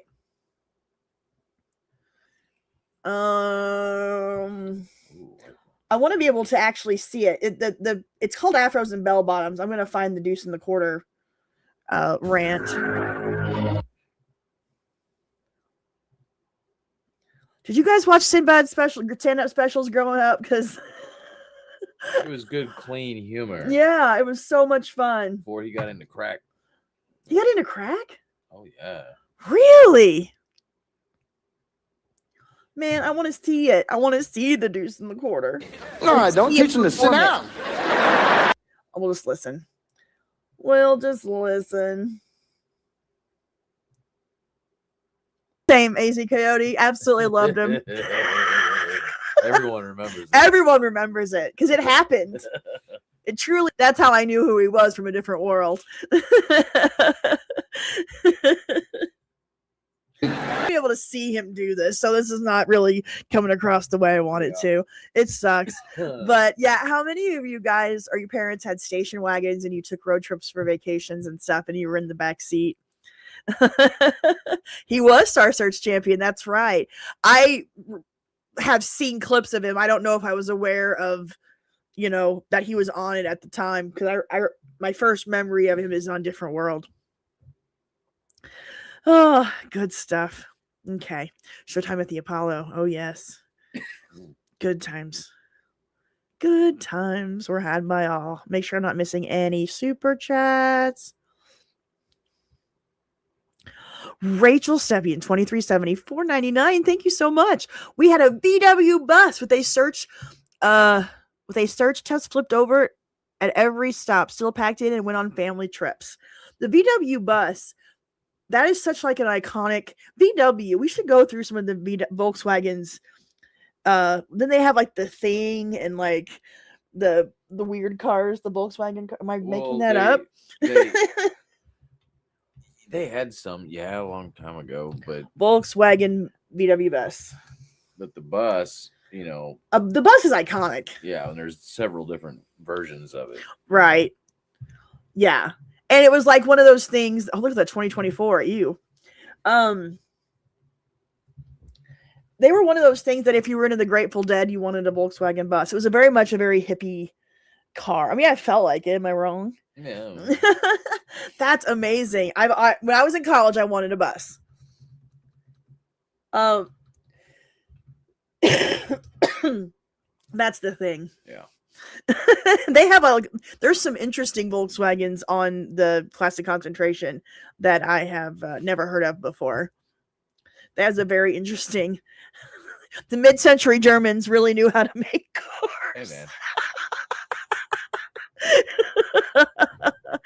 Oh my god. Efficiency. Yeah. The bus from Lost. That's right. The VW bus. Oh my god. Okay, let's watch another Classic Concentration, because I'm gonna try to find some different cars. So I'm gonna go ahead. I'm gonna flip ahead to 1988.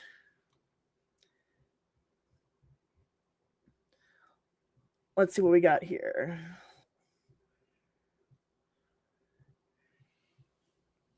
Okay. Could be the one. You go, GV.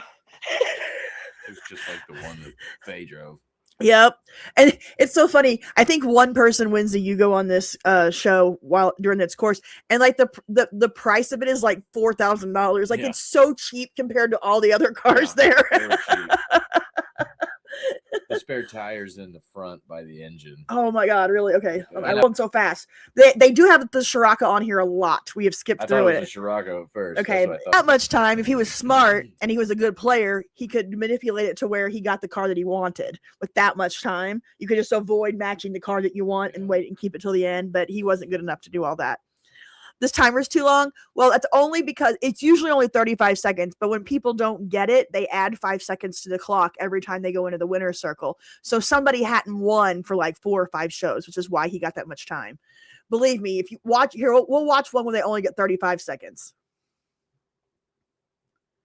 Pontiac Le Mans was a Daewoo built car. All right, now you'll see what it's like with just 35 seconds. So there you go. That's what it's like when there's only 35 seconds. It was much more difficult to get it. Fred Garvin MP says his first car was a 1986 Mustang 5.0 convertible. We weren't rich. I worked for it. Nice. That's awesome. That always makes it better, right? When you work for it or buy something really cheap and fix it up. My friend's mom had a Yugo, had the engine of a week lawnmower. That's about right. Oh my God, that's funny.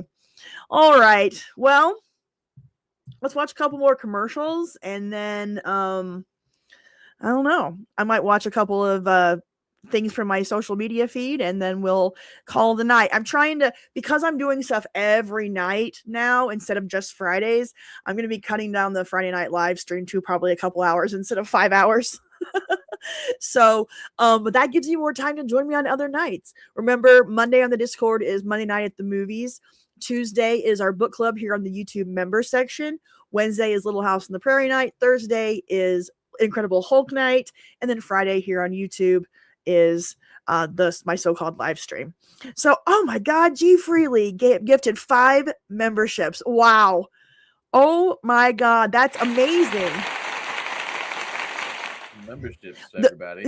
Thank you so much, G Freely. For those of you that just received those memberships, that is amazing. Tuesday nights, join the book club. Oh, good deal. Christina P, 4238, got a gift. Amazing. Every night is so fun. It's good. Like we're building some stuff that's fun. You can't cut this stream short. Then I have to go back to visit Gemini Gypsy this weekend. Oh my God. That is amazing. I want to see pictures. You guys got to send me pictures or video clips. Got to email me and I'll show them next Friday on the stream. Is there anyone watching who isn't Gen X? Probably not. Every once in a while, we'll get an elder millennial on here. Or we'll get a Generation Jones. But usually we're all pretty hardcore Gen Xers. And you're on your New Year's Eve live? Oh, that's great. Oh, that's amazing. Batty Girl Rachel got one. I will be getting clips and pics. Amazing. Thank you. That's so cool. Yep. Now you're one of the cool kids. I am. I've got something. I'm cooking up not a contest, but a giveaway for members this year.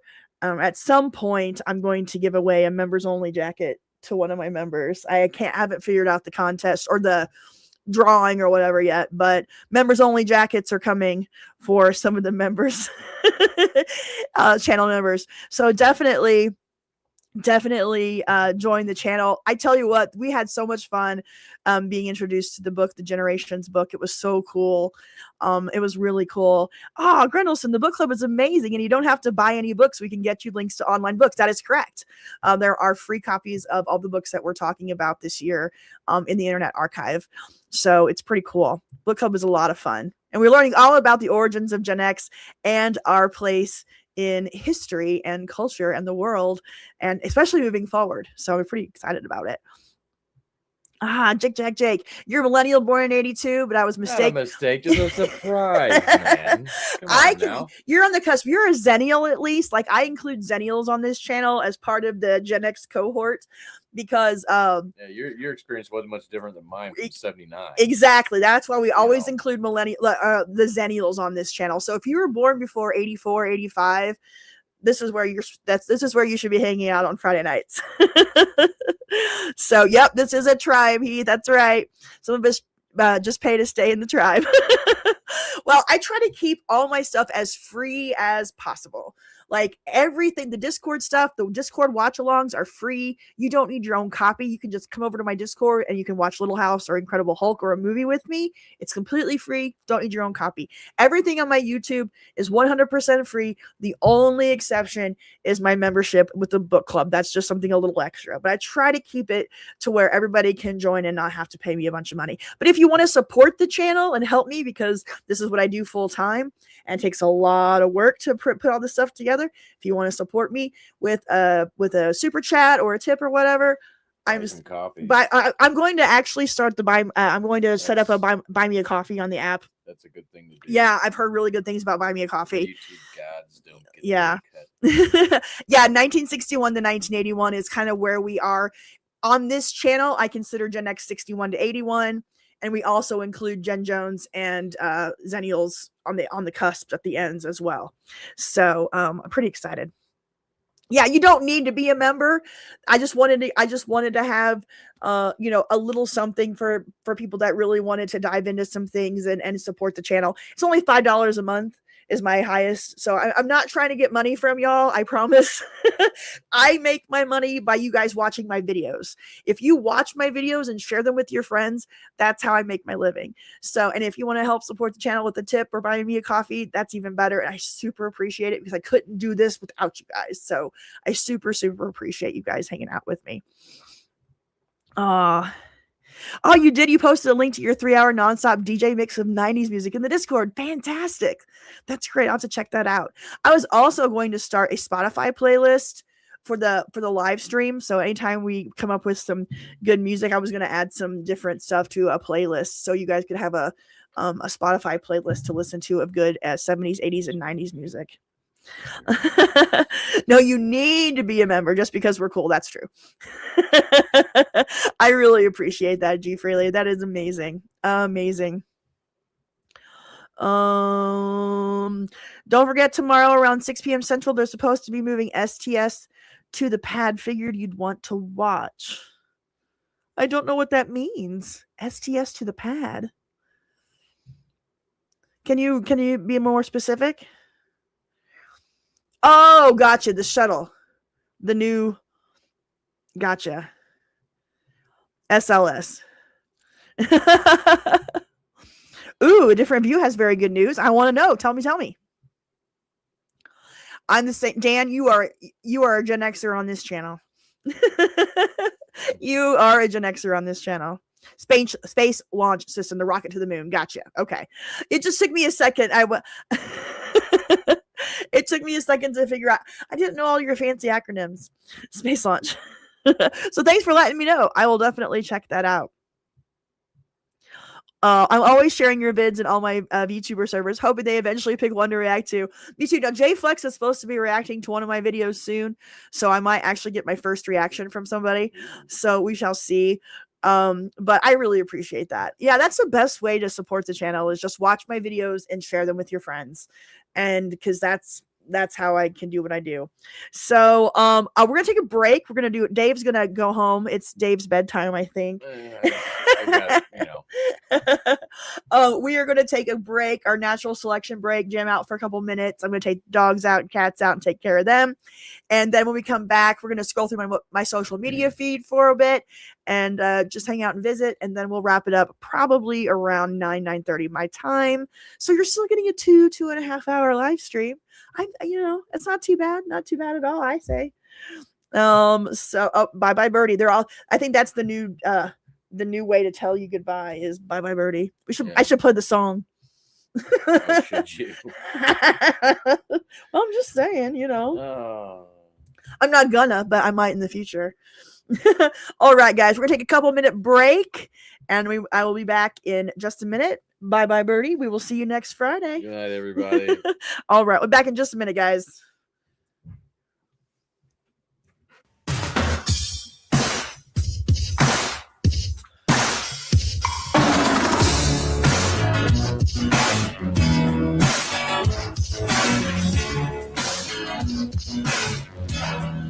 Thank you, buddy. That was kind of fun. Oh, yeah. Yeah. What you gonna do for me? What you gonna do for my love? Just kidding. just can't get enough. Talk to me. Baby, I really love you so much. When I'm not laying next to you, I long to feel your touch. Every little thing you do seems to turn me on. Even when you're talking nasty to me over the telephone. Honey, I'll stay up late for you and wait for your call. Oh yeah.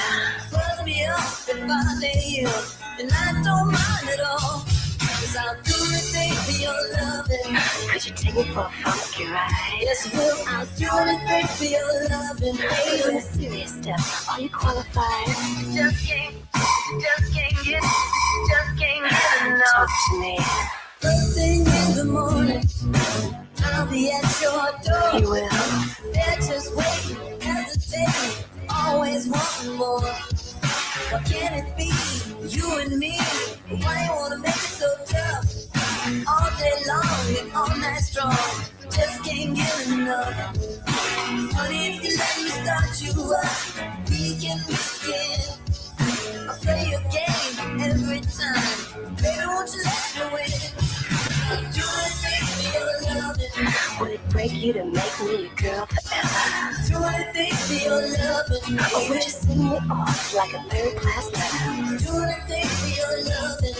Would you wine and dine until the break of dawn? Do anything for your loving. Would you turn me on and on and on? Just can't get enough. Talk to me. You got to know the way I feel. It's for real. It's everlasting. Forever. But if you go, you'll never know. I just want this thing cool. What's your everything? Tell me what you need and I'll take heed and lead you in the right direction for affection. See what I'm saying? I ain't playing. Stop delaying, girl, and make me your natural selection. You're crazy. I don't know about you, but I think I like you. Do anything for your love. Yes, I'll do anything for your love, baby. Anything. First thing in the morning.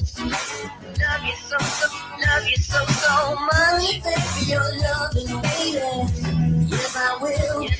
Could you find the time to make me yours?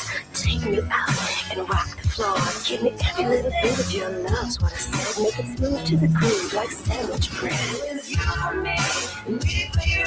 There's not one thing I would do. Baby, I'd do most anything. You and me, we were made to swing. I like that.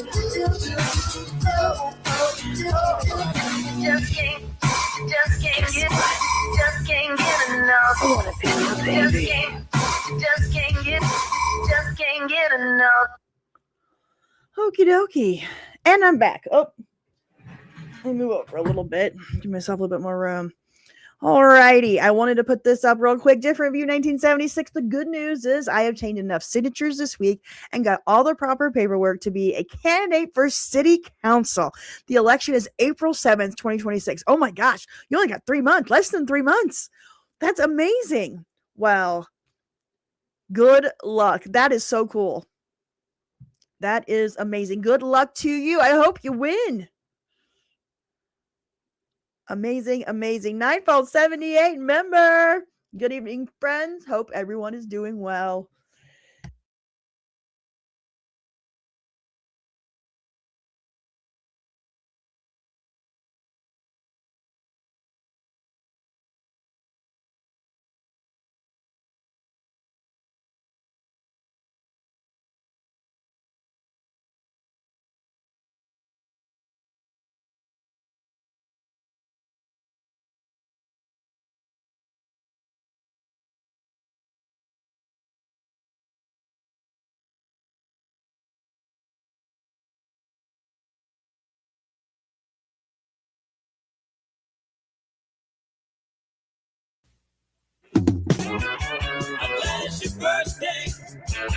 Oh, I was muted.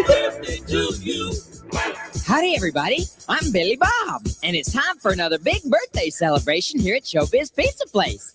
I'd like to dedicate this special show to our birthday guest. I know, I'm sorry.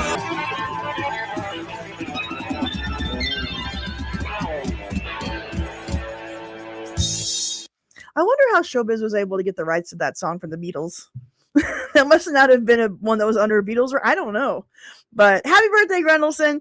Thanks for your support of the channel and for hanging out with me every Friday night. I super, super appreciate it. All right, guys. Did I try your ideas on diet and exercise program? Read the article recommended. Not yet. Not yet. I'm going through some of that stuff. Just busy week, but it is on my list of things to read through on our diet and exercise stream. Was that did you put it on the Discord or did you put it on a post on YouTube? Let me know. Paul McCartney was easy to persuade for his songs. I thought Michael Jackson owned them for a while. I know there's a whole drama there. I think you're right. Tradition for members, they get the Showbiz song. I like it. If you're a channel member and it's your birthday on a live stream, I think the Showbiz song is going to be our new tradition. Excellent, Matt. Excellent idea. Okay, I wanted to see if I could. All right, we're gonna go through my X feed for a little bit. My stuff that I bookmarked for y'all. A post I made on YouTube. Okay, I'll go back to that post and I'll look it up. Thank you. All right, and I do apologize earlier for having myself on mute. You know me. I can't go a live stream without accidentally muting myself at some point. All right, so we're gonna go through my X feed, my bookmarks for a little bit, and then we're gonna Nelson out of here. First up, I've been wanting to play this for weeks, but I haven't done it because of my HBO intro for this show. Every Friday night, there is a behind the scenes video of how they made that intro, and so we're gonna watch that right now. I'm super pumped about it. Here we go. Make sure I got the volume up. I took the viewer and put him in a home environment, and he turns on his television set, and the camera slowly pulls back and goes out his window, and magically we start this tour and flight as we swoop down through a city.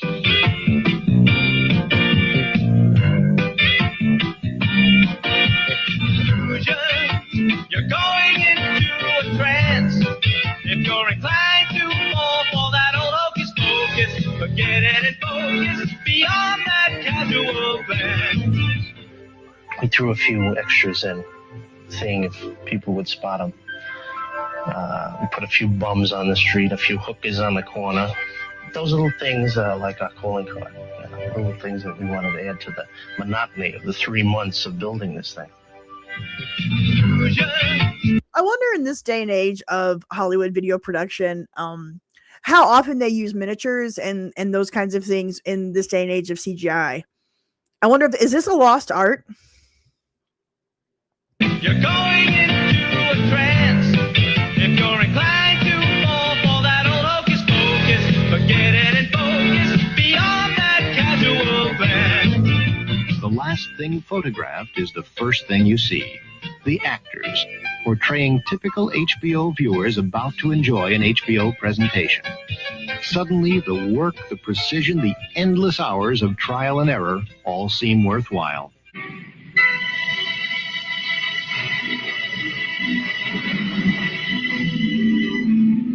This is insanely impressive.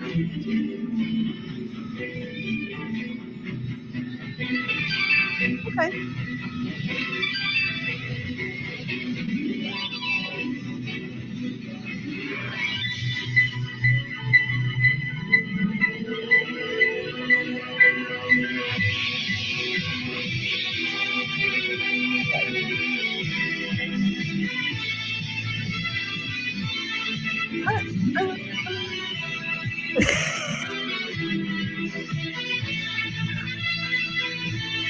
It does.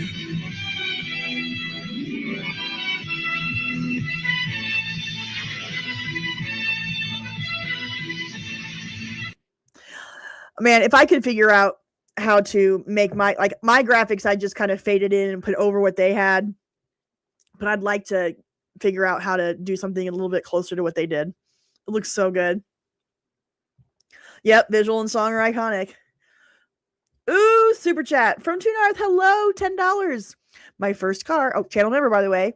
My first car was a 1976 Mercury Monarch. It was a hand-me-down from my mom, and she bought herself a new 1981 Ford Escort, which was the first model year for the Escort. Nice. Very nice. 1976 Mercury Monarch. What color, I wonder?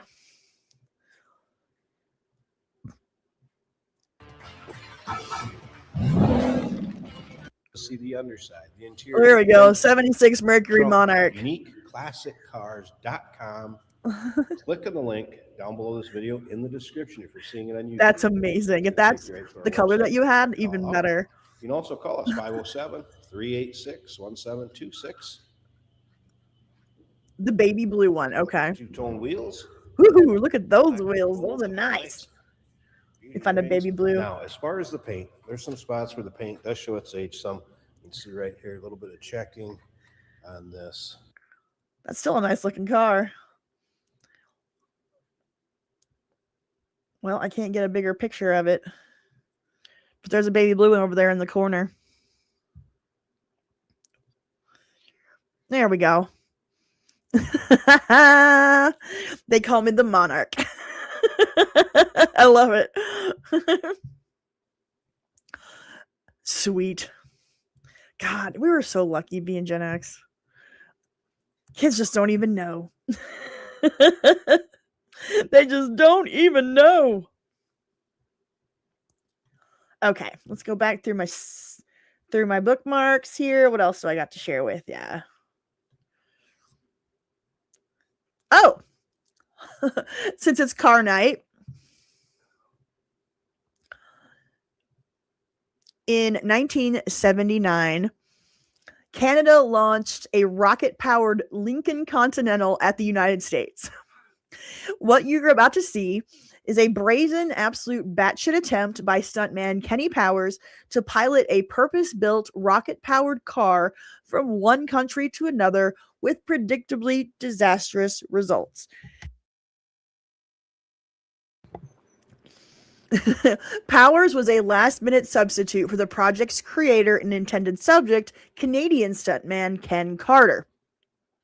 Dubbed the Mad Canadian, Carter had spent decades in the stunt business, performing hundreds of jumps before conceiving this act of pure insanity, a plan that took 5 years just to reach its breaking point. The car shared nothing with a standard Lincoln Continental and was built by Dick Keller in Chicago, Illinois. Keller was best known for constructing Gary Gabalick's Blue Flame rocket car, which set the 1970 land speed record at 622.407 miles per hour, a record that stood for 13 years. In October 1979, investors lured Carter to Ottawa and replaced him with American stuntman Kenny Powers, who had worked with Carter for years and performed over 200 jumps, but had never driven the car and had less than 2 days' notice. The results were disastrous.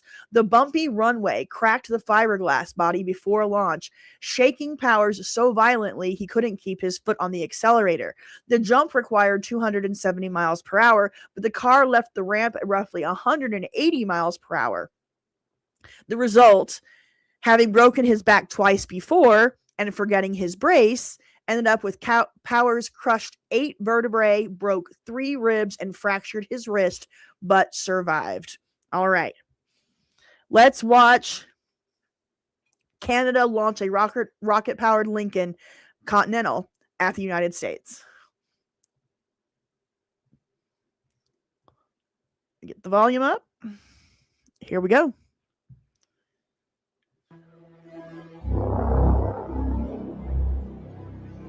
A rocket-powered Lincoln Continental will leave Canada at 280 miles an hour, climb to an altitude of 305 feet over the top of the St. Lawrence River, heading for somewhere in the United States.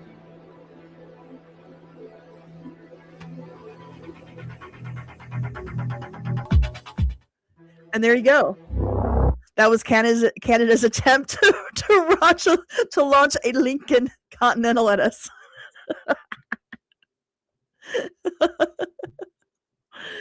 Random. What Fresh Hell did you just watch? You watched Canada launch a car at the United States in 1979. You're so welcome. You guys like my hair in a knot tonight? Guys, my hair is getting so long. It's almost to my waist. And it's super thick.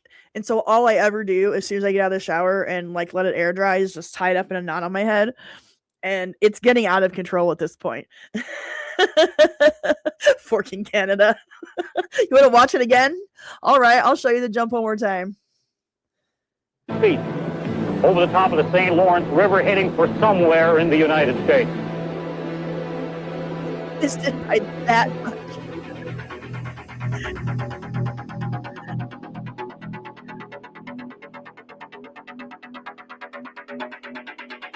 Men. This is what I love about men, is they do stuff like this. And it's stuff that women will never understand, but I respect it, and I just love it.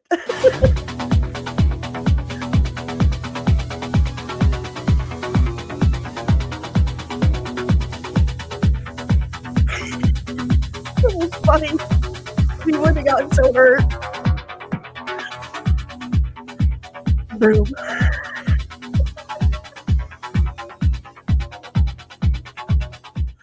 Oh, men.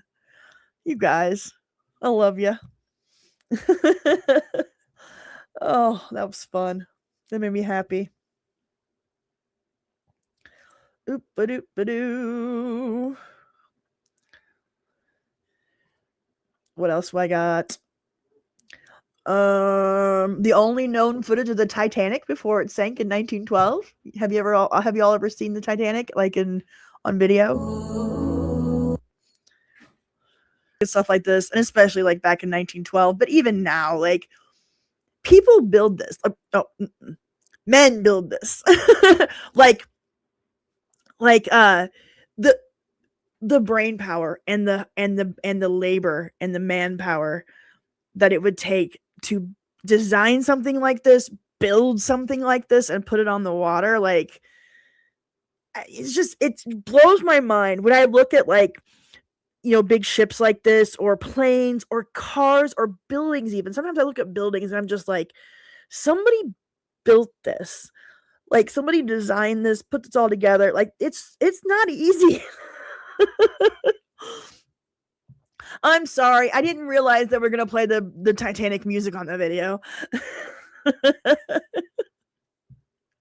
But I'm just so in awe of the things that our ancestors built, and even now some of the things that people build. But like, it's just crazy when you think that the world went from like that America. I'll put in America focus because that's my knowledge. So it's like we just went from like plains, lands, like horses, dirt roads, to like these big metropolises with these big, we have beautiful cathedrals in some of our bigger cities and these beautiful buildings, and it impresses me. It impresses me. $2, $20. You're spoiling me, and I love it.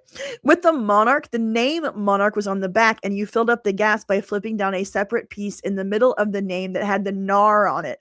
Over time, the panels broke off, and so you would see Mo blink. That's amazing. What a great little tidbit of information. I love that. I need to find a back of a Monarch now so I can see this. Where the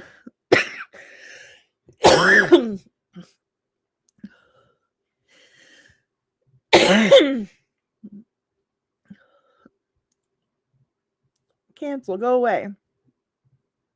I can't see it very well. So the gas tank had a piece back here in the middle of it, and the NAR. That's crazy. That's so good. Oops. Go away.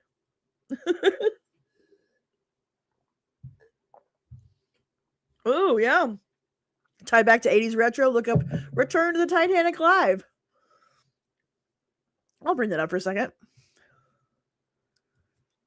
Boy, the Titanic was such a big deal in our childhood. They found it, in 85.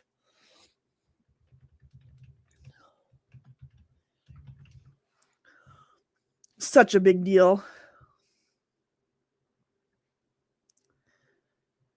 So this is from 87.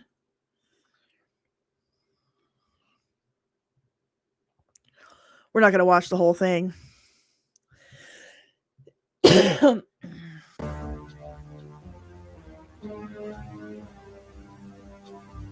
But, I mean, we all could use a little Telly Savalas in our lives. Titanic was launched, you'd be wrong.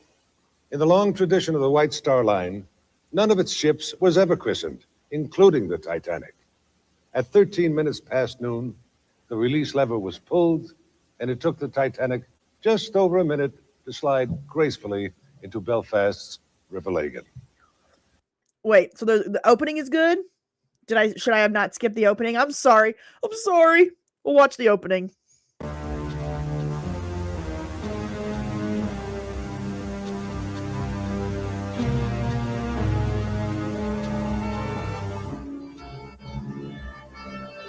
Going through Paris in 1987.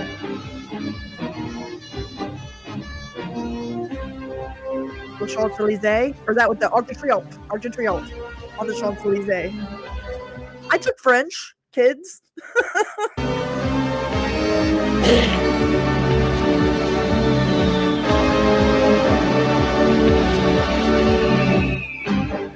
Yeah. Yeah, we actually saw it in St. Louis. It happened right around the time the movie came out.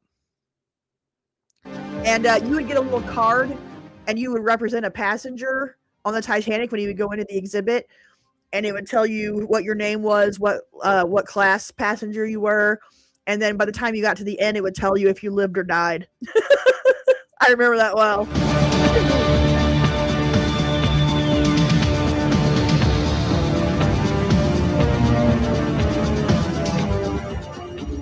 The drama. So this is all the Titanic. Oh, top secret. Well, they're really digging into this, aren't they? From Paris, France, and the La Villette Center for Science and Industry. Here again, your host, Telly Savalas. I'm sorry. The Titanic was different. She was the biggest, the best, the most luxurious. You fill in the superlatives, she was all of them. Most of all, people called her unsinkable. When she went down, the disaster was so stunning that overnight, the word changed from unsinkable to unthinkable. The world learned a lot about the arrogance of technical expertise. I'm trying to remember when we went. It had to be around the same time as the movie, like mid to late 90s, because my parents were still married. My parents divorced in like 2001, 2000. So I'm thinking it was around, because the movie came out in 97. I'm not 100% sure what year we went. Most of the rich during the Edwardian era never felt any reason to conceal the trappings of wealth. They wore their luxurious furs, their elaborate jewelry, like badges of honor and emblems of identity. The fact that the gowns required by a lady of elegance took weeks of handwork, embroidery, and beading. Moving them What's up, Crouching Tyler Hidden Swift? Bags, Taylor, satchels, Crouching Taylor valises. Hidden Swift. I'm sorry. The entire generation had come to accept this opulence, this flamboyant display, as a way of life that would never end. The story of the Titanic really begins in one of the most important townhouses in London. It's called Downshire House. Downshire House. We're not going to watch all of this because it's an hour and a half long, but I just wanted to mention that I did buy a Fume. I think it's called Fume. It's basically flavored air to try to help myself quit smoking. Because I can't do cold turkey. It'll drive me nuts. But I can happily report that over the last week, I have cut my smoking down to a little over half. So I'm smoking a little over half of what I was before I started using the Fume. I'm going to start trying to incorporate it to where it takes over completely for me. So there you go. Right now I have a cinnamon flavor in there. So I'm trying, guys. So yeah, so half. So I was smoking, but I'm not gonna tell you how much I was smoking because I don't want y'all to be like to hate me. But it is it is down almost by half, which is good. So sad New Year's news. Your son's half brother died on January 7th at 32 years old from leukemia. Oh my God, my condolences. I'm so sorry that your year started that way. So sad. Do I remember Danger Mouse, Jabbar? I remember Danger Mouse. Had a pretty cool car. Nice. You quit in 2011 with Chantix? Very cool. I've tried patches and gums and stuff, and here's the thing. When I try anything to make a big change, like quitting smoking or quitting soda or trying to lose weight and stuff, I get it in my head and I do really well for like 2 to 3 days, sometimes maybe a week. But then something will happen and I'll revert back to an old habit. And then it's like a snowball and then effect. And then I just go back to my old ways. So like, I got to get past that first week part. You know what I'm saying? I'm really bad at it. G Freely, thank you. $5 former smoker. Congrats on the progress. Thank you so very much. But that's awesome. But yeah, it is something that I just don't want to be like, you know, I don't want to be a 50-year-old lady with a cigarette hanging out of her mouth. I've said that honestly since I was like 20 years old. I've got to quit. I've got to quit. So, and you know, and the good thing is that if I can get this Foom thing to really take over my smoking, it will save me quite a bit of money, which will be really, really nice. But I've noticed that the reason that I think that the gums and the patches don't work for me too well is because I really need, I need the fidget. I need the holding something in my hand, and I need that to replace, like, it's made it easier. That's why I smoke half as much, because having that in my hand and just having something to fidget and having something to drag off of really helps. Really helps. Thank you, man. I appreciate it. Christine's been vape free for 3 months now as of 1/13. Congratulations. That's awesome. It's like I used to always be one of those people that's like, you know, you got to have one vice, you know, it's just, you know, I don't drink, I don't do drugs, I don't, you know, I just smoke. I just smoke pot and I smoke tobacco. But now I'm just like, you know, I want to be able to breathe and live well past 60. You don't see a lot of old smokers, especially a lot of old female smokers. Now, in my grandparents' generation, everybody smoked, and they smoked until, you know, their whole lives, and they lived into their 70s, some into their 80s. But I don't know if it's genetics or not, but I just don't want to be, and it's stinky, let's be honest. You know, I don't want to smell bad. I don't want people to not want to be around me. Oh, man. In a weird place where your cig smoking goes down, I rely on my vape, and then one thing triggers me to hit the Marlboros instead of hardcore. And that happened to me because I did try vaping for a while to try to get away from the smoking, but that stuff happens to me too. I'll do really well for a while and not smoke, and then something will trigger me and I'll go right back to it. I totally get that. All right. You're very welcome, Christine. Lucky strike, baby. You know it. Okay. Move to your New York, half your cost goes to the state. That helped me, I bet. Yeah. See, that's one thing. Missouri has the lowest sin taxes in the country. So when I worked for RJ Reynolds, the Missouri tobacco tax was 17 cents a pack, and I don't think it's gone up since then. So, you know, Lucky Strike is not a premium, but it's right below like Camel and Marlboro would be considered a premium in my state, in the market. And in my state, those levels are about $7 to $8 a pack. Lucky Strikes are $5 a pack. But I remember going to, when I first started smoking, in 1997, a pack of Marlboros was $2.02 with tax, and they were still out. The cigarettes were still out in the aisles in the grocery stores. Like they weren't behind the counter. So, but then in 2003, I went to New York for the first time, and a pack of Marlboros, which at the time was still only like $2.50 for me in Missouri and Kansas.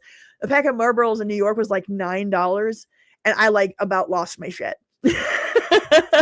So I know New York is expensive with that. Ah, you started with Marlboro Reds. Damn. I started with Marlboro Lights. That was the first one I ever smoked. I can only imagine, Heath. I bet the Marlboros in New York are probably, I would bet maybe $16 to $17 a pack would be my guess. But I'm not 100% sure. $10 to $14. Damn. Yeah, see, I can't do that. Yeah, Lucky Strike, $5 is like my limit for a pack. If my brand gets higher than $5 a pack, then I find a cheaper brand. Woo, $18 a pack. Damn.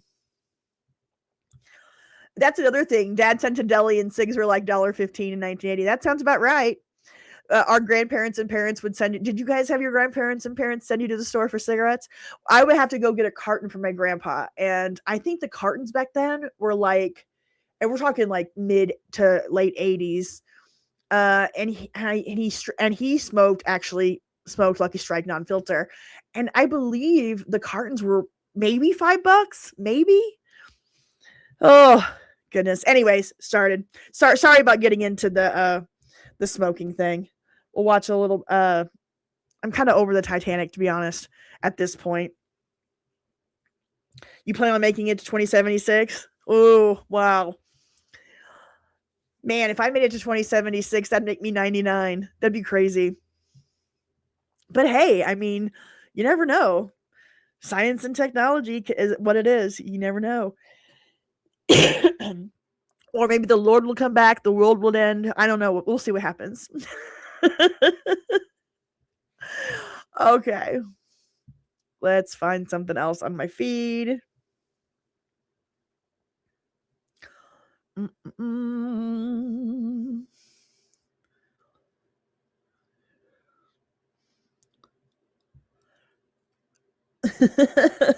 Okay, sorry. I got to read something. What else do I have to show you guys? Oh, this you guys will like this. So this little girl right here wanted to ask, where do the 35 and 40-year-old people hang out? Like anybody that's older than that, where do you all hang out? That is the question that she has. So here we go. Gen Xer is going to answer her. Where do the 35 to 40-year-old people hang out? Hang out? Hang out? At home. in front of the TV. Or your phone. Under the covers. In the bed. Wondering why we can't sleep. Hang out. We're like people? Like outside? On purpose? Oh, honey, no. No, we don't do that. Those days are over. Those I don't know why we did that in the first place. That's just, you ever wake up after hanging out? No. None of that. Not anymore.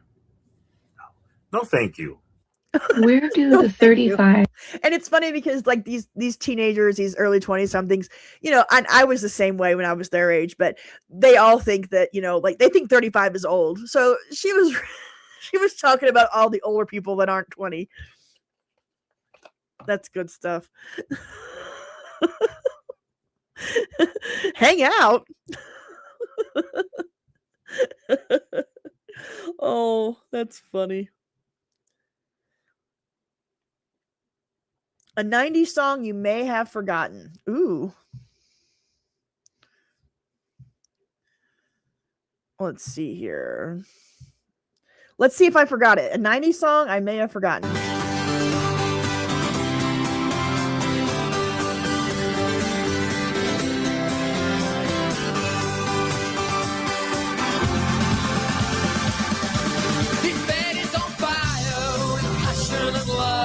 I remember this. But she only comes when she's Who was this? Who is this band? And I remember this song. It was like in a movie on a soundtrack or something. I see the super chat. I'll get to it in just a second. Who's it from? The more the name of Monarch, former smoker. Congrats. Heath. All right, I'll get to you in just a second. What song is this?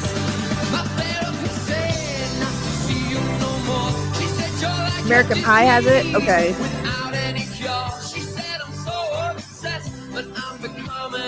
James.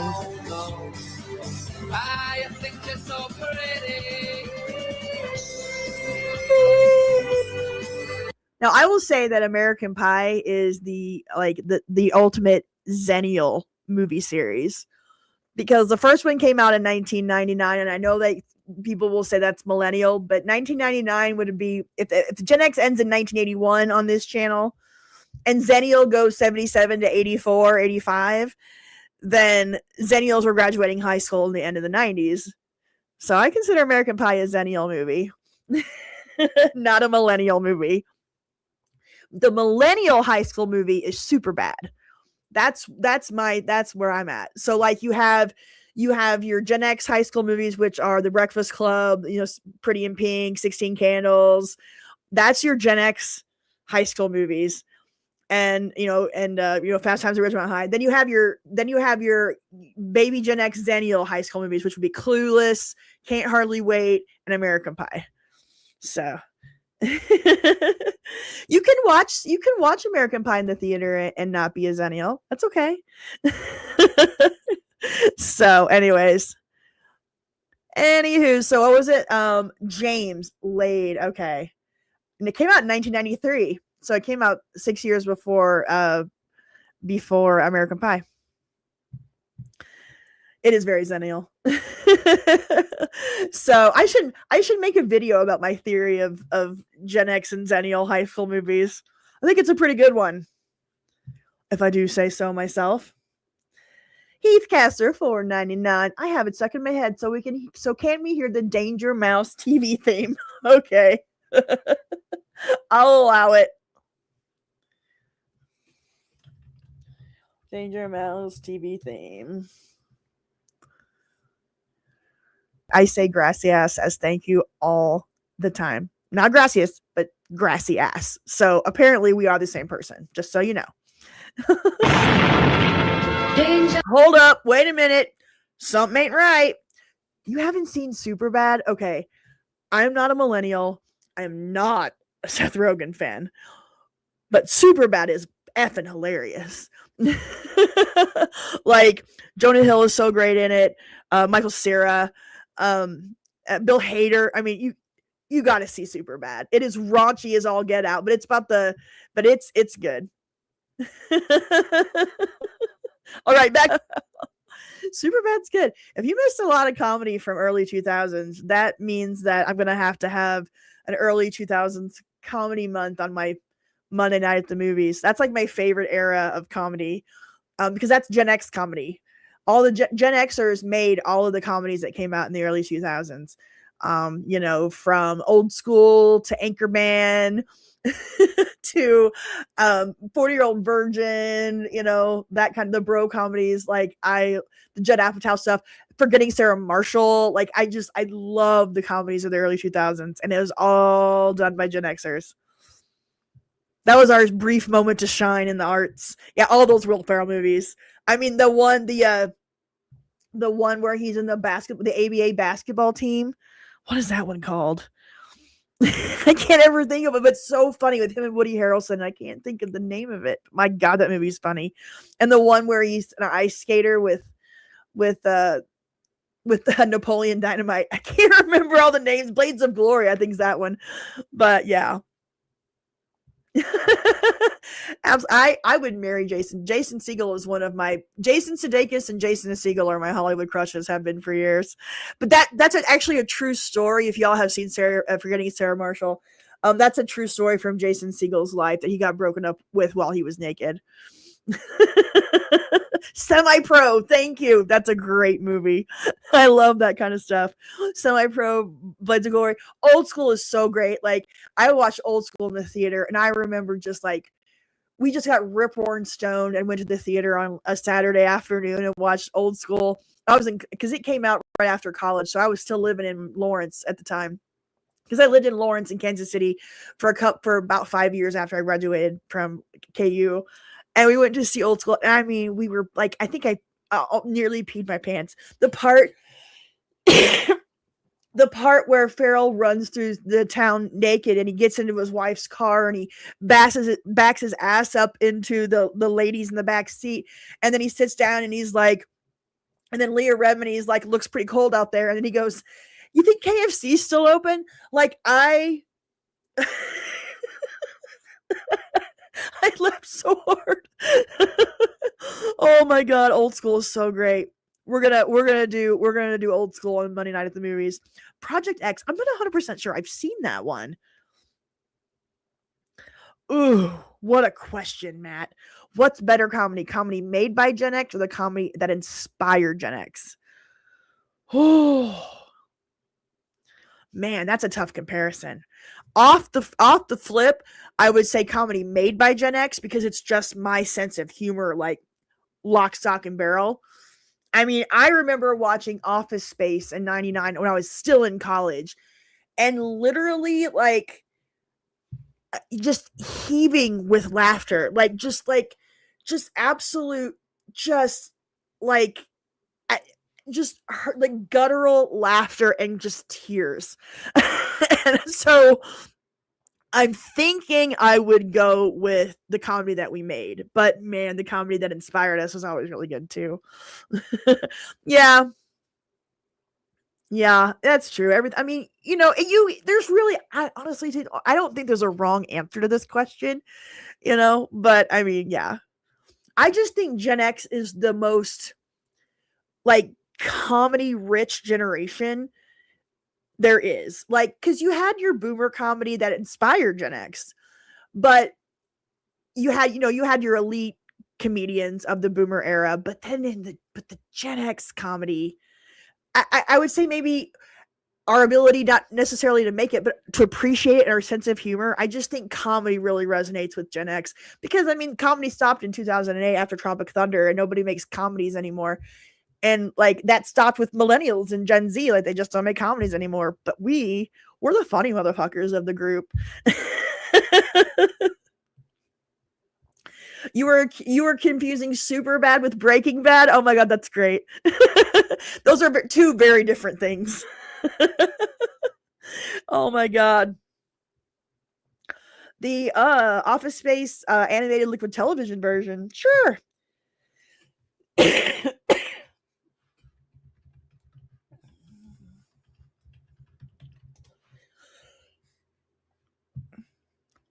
Oh, Milton. Does he have his stapler in this one? I can't remember.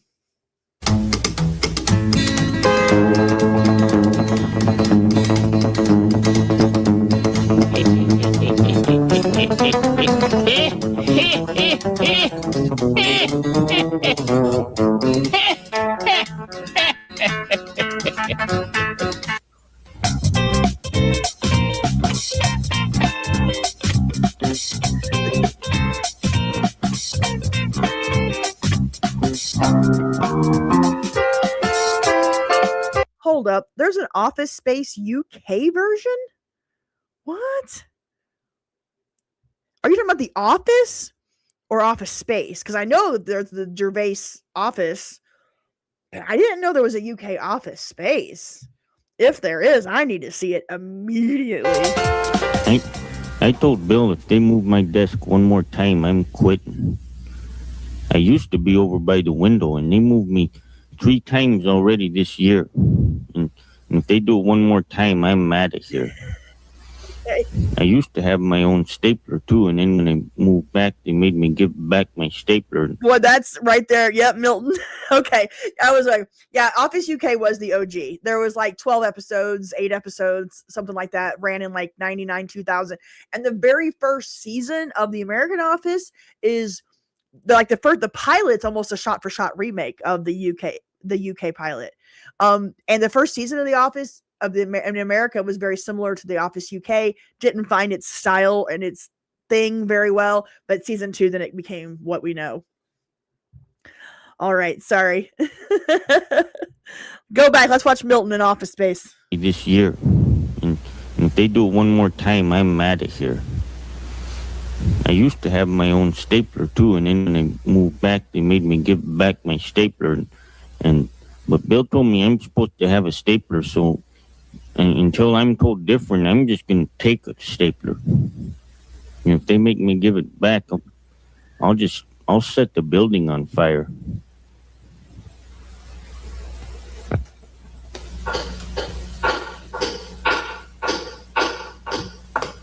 That's Mike Judge's voice on Milton. Or does Judge do all of the voices on here, or just Milton? Oh, here we come. Here comes Lumberg. Oh, hello, Milton. What's happening? I'm going to need you to go ahead and move your desk again. So, if you could go ahead and just get it as far back into that corner as possible, that'd be terrific. But that way we'll have some more room for some of these boxes and things we need to put in here. Well, okay. And, there's a stapler. There's that stapler I've been... Now, you all know the story of the red stapler, right? I mean, surely this is pretty commonly known Gen X lore, that there was no red swing line stapler when the Office Space movie was made. The props department actually took a black swing line and painted it red for the movie, and it became so popular and they got so many requests for it that they started actually making a red swing line stapler. Judge made this all by himself. Okay, so he does all this. Nice. I love Mike Judge. I do. Possible, that'd be terrific. But that way we'll have some more room for some of these boxes and things we need to put in here. Well, okay. And, And when you use this channel's definition of Gen X, 61 to 81, Judge is a Gen Xer. But if you use the stupid dumb Pew Research definition, he's a boomer. And I won't allow that. I won't allow it. There's that stapler I've been looking for here. Let me just go ahead and get that from you. That's Thanks. Right. Well, okay, so if you could go ahead and just get to that as soon as possible, that'd be terrific. Well, all right. Thanks a bunch, Milton. Okay. Bye-bye. Okay, but I'm going to set the building on fire.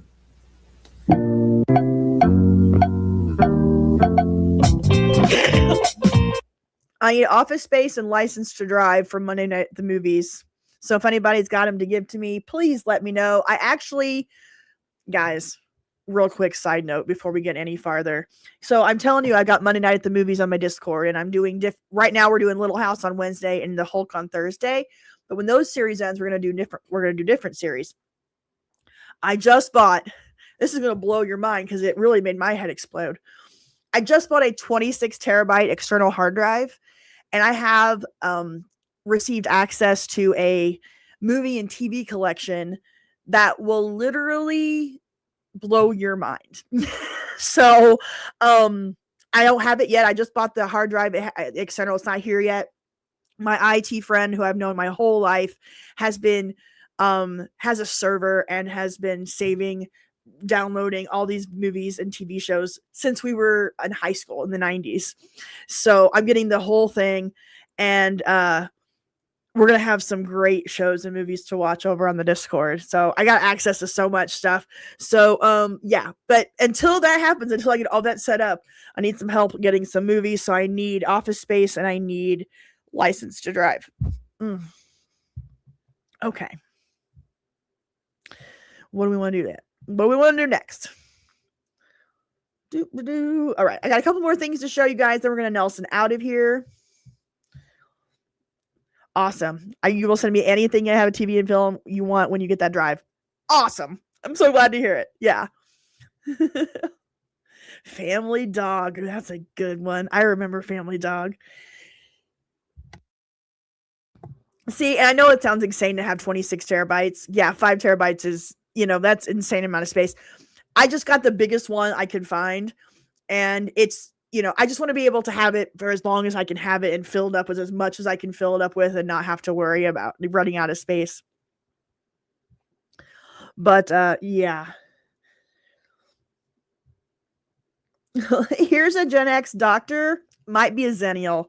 I don't know what his channel is. I don't watch TikTok. I don't have TikTok on my phone, or I've never really watched. The only way I ever see TikTok videos is through like other platforms when they're posted on X. So this is from the Fire Department Chronicles on TikTok, and these could be Zennials, but I think it's a Gen Xer. They're paramedics that green screen themselves into bad TV shows. I think you're gonna like this. Oh, real quick. Tunarth, $10, spoiling me again. The great thing about the Beavis and Butthead movie was the song Lesbian Seagull. Oh my god. Mr. Van Driesen, was that his name? I freaking love Lesbian Seagull. It was sung in the movie, but they also did a fully orchestrated version sung by Engelbert Humperdinck for the credits. Shut the front door. Did they really? I did not know this. We may have to listen to that. Thank you, Tunarth. That's amazing.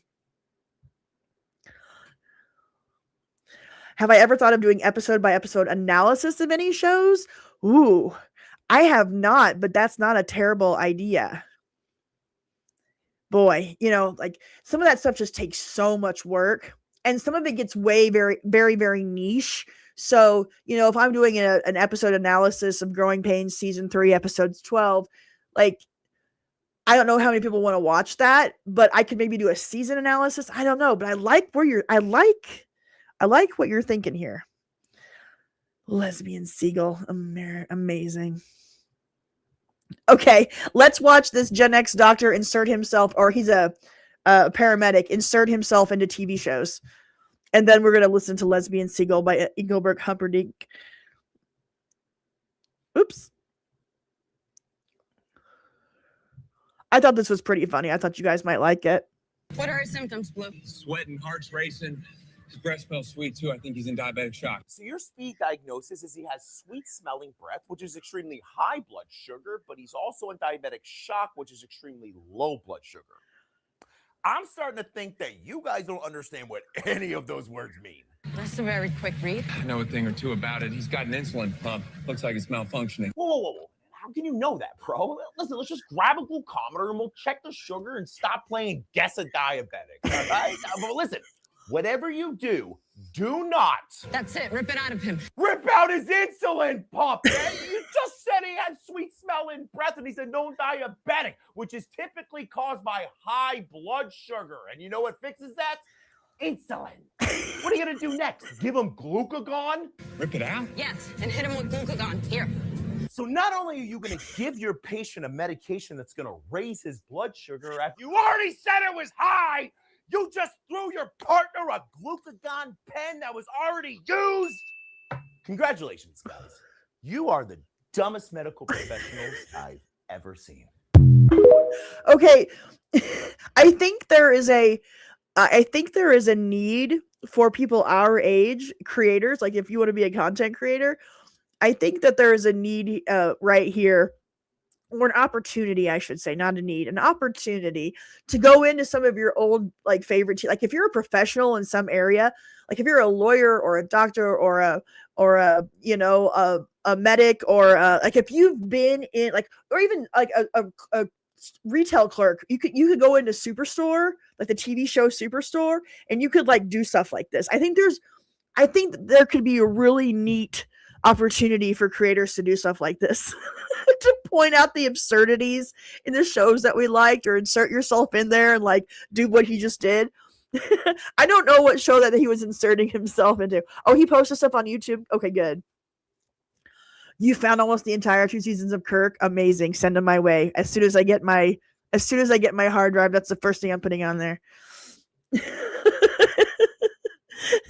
Legal Eagle does that stuff. I'm not sure what show he was inserting into.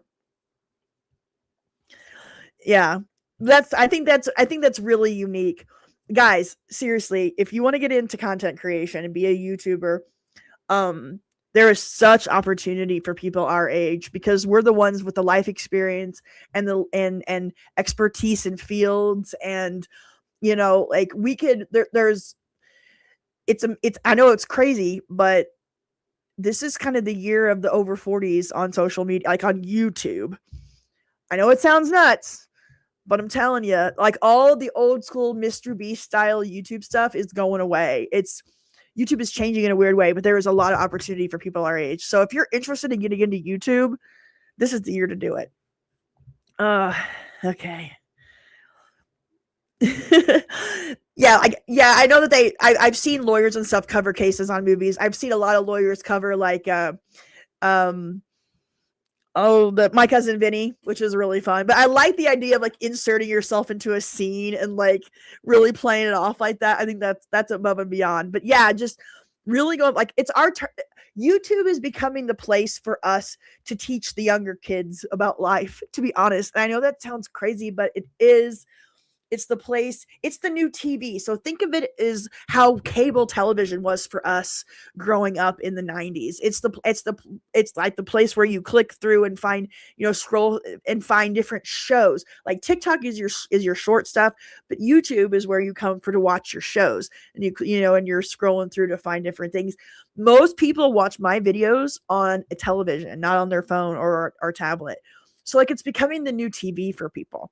And it's the place like if you have a subject that you're really into or stuff that you really know about, man, now's the time to start a channel. I'm just telling you. Jeanette did create YouTube. That is correct. The new YouTube CEO is trying to turn YouTube into old TV. And honestly, I think that's the best strategy because over the next few years, we're going to see the streaming services collapse and collide and merge.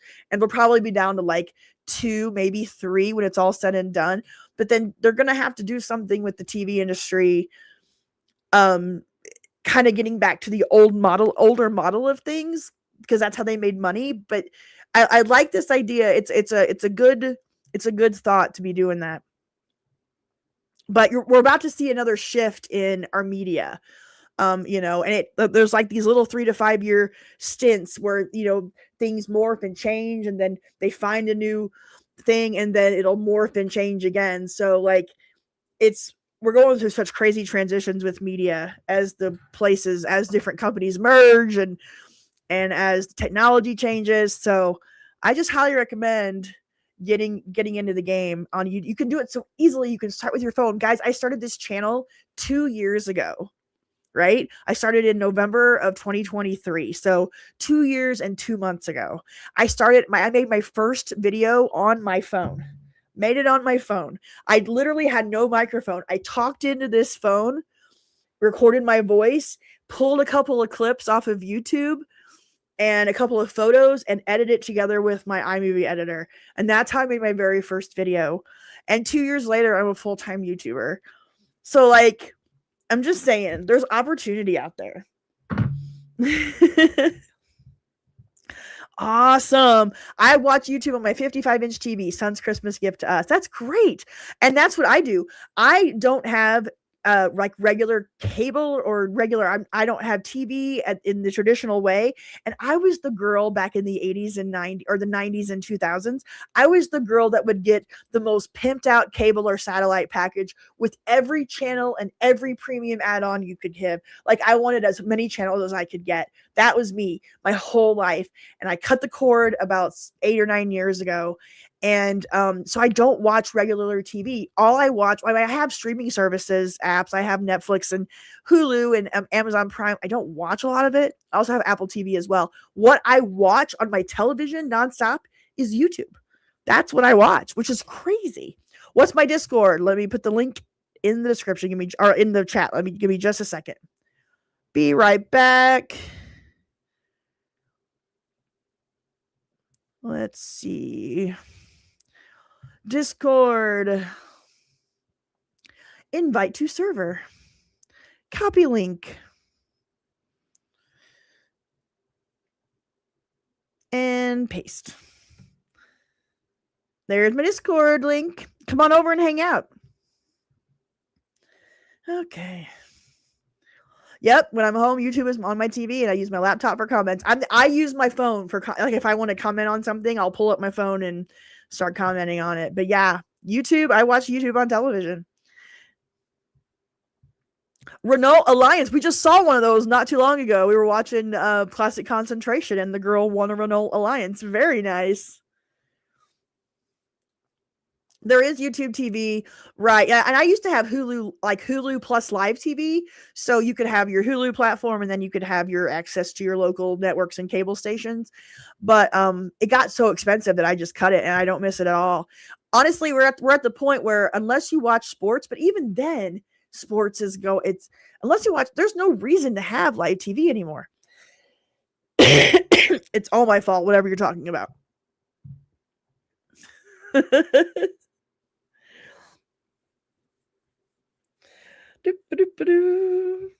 Nice. Laptop on Discord and chatting on cell. That's my only complaint about Discord, is that it doesn't have the you can't put it on television. Like there's no app, a Discord app for a TV. But you can make your TV your monitor. You can plug it into your computer if you have an HDMI cord, and you can make your TV your monitor if you really wanted, like for movie night, if it was easy to do, you could do that. So I guess you could, can you do that? Can you connect your device to a TV with Discord? I'm not quite sure. I don't know. Anyways, Shout TV is good. Yeah.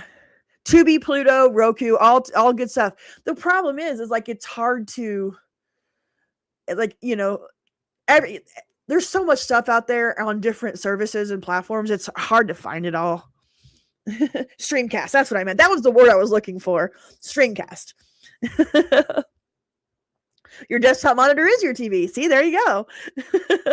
So yeah, that's my only thing about doing the watch alongs on Discord, was that it wasn't as easy to put it on television as YouTube is. But hey, it's a small price to pay for not having any copyright issues, and for you guys not to have your own copy. You can just join me and hang out and watch mine. So, and if you were there on Wednesday or Thursday night, my copies were looking really good on the stream, and it was so much fun. We watched the Little House pilot and the Incredible Hulk pilot. Oh, it was a blast. A blast. Lesbian Seagull, kids. It's time for some Lesbian Seagull, and then we are going to Nelson out of here. I'm so excited about this.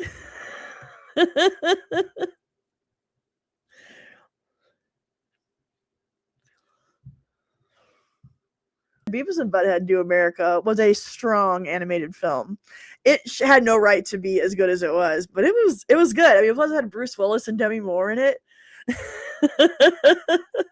Who's gonna come back for you? You're gonna come back for you. Hey, I am almost 3 hours into this stream. It's been a long week. I've been online every night this week. So I gotta cut. I can't be going until 11 o'clock midnight anymore. I just can't do it. That's the price you gotta pay for having me 5 nights a week. Demi Moore and Beavis and Butthead Do America. That's 100% correct. They were the voices of the crooks that are trying that. If you've seen the movie, they're the main voices, and then the guy the Unsolved Mysteries guy, Robert Stack. That's a pretty stacked cast. Fly with me, lesbian seagull, to my little nest. Moonlighting is not a bad choice at all. Not a bad. My goal, guys. Now, here, I don't know how all of you have heard all my stuff, all my my plans, what I got going on, but my plan for this year, I'm building a website, and I'm also building a studio to kind of expand what I'm doing, guys.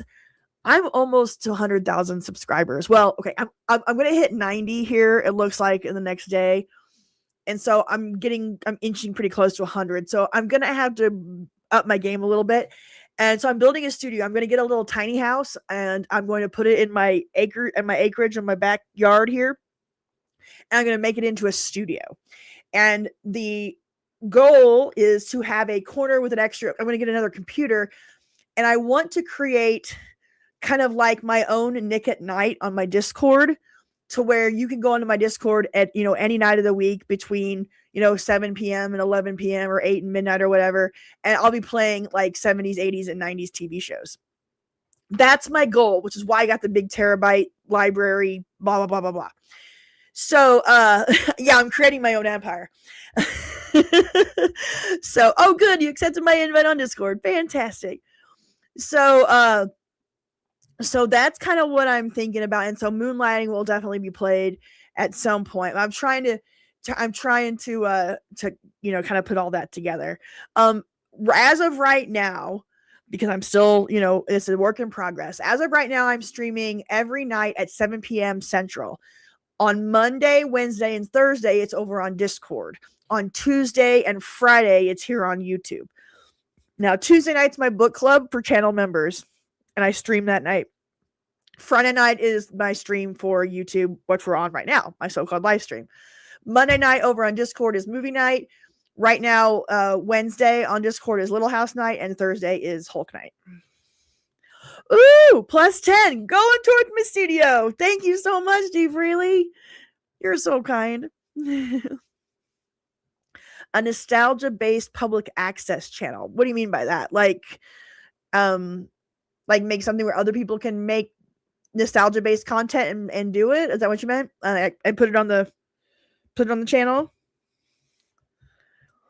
No chance of copyright cops on Discord. Nope. It's basically what Discord is we're all hanging out watching the same screen together. I'm not charging you guys money to be on the, you know, in the Discord. I'm not making any money off of it. It's a private group room where we're all just, and it's the equivalent of us hanging out in the living room together and watching TV together. That's so, as far as I know, and I have gone through this a million times in a million different ways with different, you know, I've asked so many, and I've gone through everything. And as far as I know, there's no chance of copyright issues. I'm not making any money. So even if they're like, that's the thing, I'm not making any money. I have copyright issues here on YouTube because this is how I make my money. So I got to be very careful so they don't claim it to make money, if that makes any sense. But when I'm just sharing it, I'm not trying to make money. There's no copyright issues. Do you have yeah, email me a list of shows. Yes, and then we'll start transferring via Google Drive. Like an actual television channel for local cable providers. Oh, I have not thought of that. I'm not sure how to go about it, but it's an interesting idea. 60-year-old Gen Xer with your 49-year-old Gen X wife. I love it. That's kind of like, you're right in the age group I'm looking for. I'm looking for a man in his 50s. If I was looking for a man, but I'm really not. But that'd be the age group I'd go for. And I'm about 40. I just turned 48. Very nice. Hello, Randy and wife. Thanks for hanging out and watching me tonight. I appreciate it. You can tell me moonlighting? Fantastic. Love it. I am creating my own empire. And let me tell you, when I was thinking about this whole Nick at Night thing, my own version, I was going to call it Nat at Night, which is really dumb and lame, but it just popped into my head and it made me giggle. So it might end up being Nat at Night. But you know, and just having 70s, 80s, and 90s shows for you guys to click on at any time in the evening. That's just in my head. I'm doing big things, guys. I'm building. I'm building my empire. Yes. She skims the water. I think so too. Time to see a fish, and she emerges with one. Fantastic. I mean, I'm crowdsourcing, guys. I want to be able to, especially with the server, the terabyte, or the hard drive that I got. Like, especially with the disappearance of physical media and how they change so much crap. Like, I'm just trying to amass, digital and physical as much as I can. I just want like a massive library to curate and conserve Gen X pop culture. So any help you all can send my way, I'm greatly appreciative. That's exactly that's why I was thinking that's my age group. Like, I would, if I was to get married or date or anything, it would have to be another Gen Xer. There's just no way. So yeah, if you're not between 48 and 60 at this point, 48 and 64, like I'm 100%. Whole life. Like, I've never been married. I've never had kids. I've had one. I mean, I dated a lot when I was in college and in my 20s, who didn't. But as far as like a boyfriend, I had somebody I would call a boyfriend in college for about a year and a half. But other than that, I've never really, I mean, I was so brainwashed by feminism, my guy, that like I was so career focused and had this hilarious notion that, you know, after I got my career where I wanted it to be, when I got into my 30s or whatever, was making all the money in the world, that I would be able to find an awesome guy and start popping out babies at 35, because that's what I was told, and that was a lie. But so I was so career focused in my 20s, and my career was sportscasting. So I was around athletes and men all the time. But like, I was so career focused that I wasn't paying any attention to possible matches and mating. And then I got old enough, and I got to the point where I was like, I need to really start thinking about this. And then things happen in my life. And so here I am, 48. I've been single my whole life, and I don't go out to meet anyone either. I'm to the point now where it almost feels like the thought of like living with somebody, or like being intimate, or like in a shared space, almost kind of freaks me out. And I hate that, but it's true. I'm just being honest. You got the signatures to run for city council, right? The elections in April. I brought it up and we talked about it. Did you miss it? I'm sorry if you did. That's amazing. Congratulations. And I wish you good luck. I hope you win. I never want to have a baby on my own. I want to have a husband. I swear, if I could go back and do it all over again, I would have gone to college, yes. And I mean, career is great, but I would have gone to college for my MRS degree. I would have found a husband and gotten married. If I could do it all over again, I'd be a stay-at-home mom, housewife in a heartbeat. And then with all the technology today, I could always do my little side hustle at home, you know? Like I said, I'd still gone to college, but I could be doing this on the side. Maybe not to this, you know, to this extent, but I would have, I mean, you know, I just wouldn't have been so focused on a career. I would have been more focused on finding a good man to build a life with, and build a family and build a legacy, you know, like, and I'm not trying to be a bitter old woman, or a spinster by any means. I'm not bitter about it. I'm not trying to be one of those ladies that gets on the internet and starts giving you their bird hands and like all their weird stuff. Like, that's not what I'm trying to do. But I'm just saying that I'm to the point now, like, one of the reasons that I do this from home and have built this and took the leap to do this on my own, was because I was tired of going into work and going into, working for other people. And like, why that was my focus of my life is like crazy to me. Like, when you focus so much on your career, and people are like, marriage is it keeps you down, stay at home wife, men keep you down or whatever. It's like, well, you're choosing to work for either in a cubicle for a man most of the time, or work with the man who loves you. I mean, I think that's a better choice, is to work with the man that loves you instead of working in a cubicle, but that's just me. And so, I just would have made different choices, but I think I'd still be making YouTube videos either way, but you never know. Grass is always greener on the other side. But if I had to do it over again, I would have focused more on finding a good man to marry and build a life with, because it's a lot more fun when you build a life with someone else, because then you get to where you're 50 years old and you don't have a husband and you don't have kids and you have really great pets and really great family, but you have no legacy. And it's kind of sad, It's sad when you go to the family reunions or the Christmas events and everybody's got a husband and a wife or kids or grandkids, and it's like, hey, I'm the fun aunt, woo! But being single in the way I was did allow me to be able to take in my sister's kids when that needed to happen, and I got to take care of them. So that was a good thing. So, we all have our lot in life. I wouldn't be who I am today if it wasn't for the choices I've already made and the experiences I've been through. So, but if I had to do it all over again, I'd have gotten married. Well, I went to college for broadcasting and journalism. I worked in television for the first 10 years of my career. I worked as a television sportscaster, and then I got into the marketing and promotion side of television later on, sales and marketing and promotions. And after leaving television, because I got sick of working in corporate television, I went and worked for Camel cigarettes. So I went from one corporation to another, but the best part about working for Camel is I got to work from home. You didn't work in an office. So they gave you a car and you drove around, and it was a really great salary. So I worked in sales and marketing for Camel for about 7 years. And then I got in trouble in a big, huge court case, and my life put on hold for 10 years. And now I do YouTube. My life story is kind of weird. Lesbian Seagull was great. Yep, marriage with the right person is what most want. Oh, that's so nice, Sean and Michelle. Your legacy is what you're doing right now, Natalie. Well, I appreciate that. And that's kind of where that's kind of where my mind is, as far as, since I don't have children, I don't have grandchildren. It's like, how can I leave a mark on the world? And it's like the best thing I could come up with was to put, curate and put together, some of my favorite things about growing up when I did in Gen X. And that's where this channel, one of the reasons I did this channel was just to, have a place to show everybody the things that I loved and the things that we loved in our generation. So thank you. That was very kind.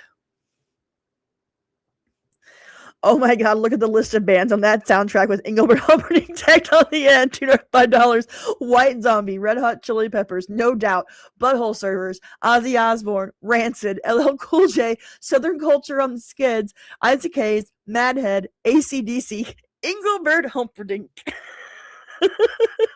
That's great. Oh my God. That's true. In this world, all of our Gen X lives are wacky. Yeah.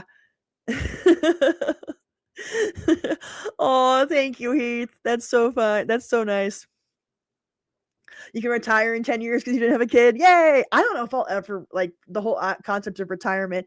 A lot of it depends on, if our economic system collapses or if there's still any kind of benefits. Like, I'm trying, like, instead of, because I got late to the game on, like, investing and stuff, but my whole thing is, like, I'm just trying to build it to where I don't have any bills, if that makes any sense. So I'm trying to I don't know if I want to do it on this property, if I want to sell all this and get another property and build, but I want to have my financial goals are like a paid for house, a paid for car, food storage, like electric generators on my property. Like, I want to be able to, like, set myself up to where I don't have hardly any expenses, instead of, like, trying to invest in the market or stuff. And I got some gold and silver, but that's kind of where I'm at headwise as far as what I'm thinking on that.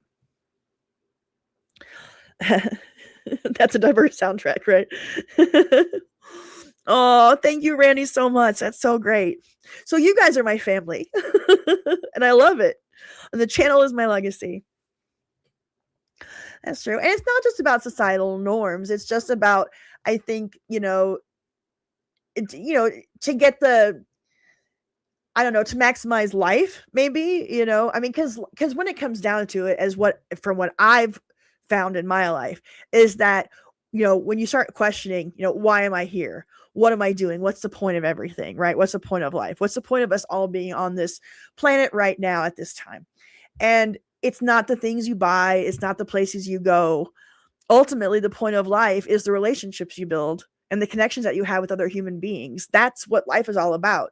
You don't want to be, I mean, who cares if you traveled the world when you're on, when you're 80 years old and you're by yourself and there's no one around to spend time with, or to take care of you, or to care about you, or to be there on your death, when you're on your deathbed. It's like, people are the most important thing. So I go back from that with people being the most important thing, in that, well, okay, how do you build that in your life?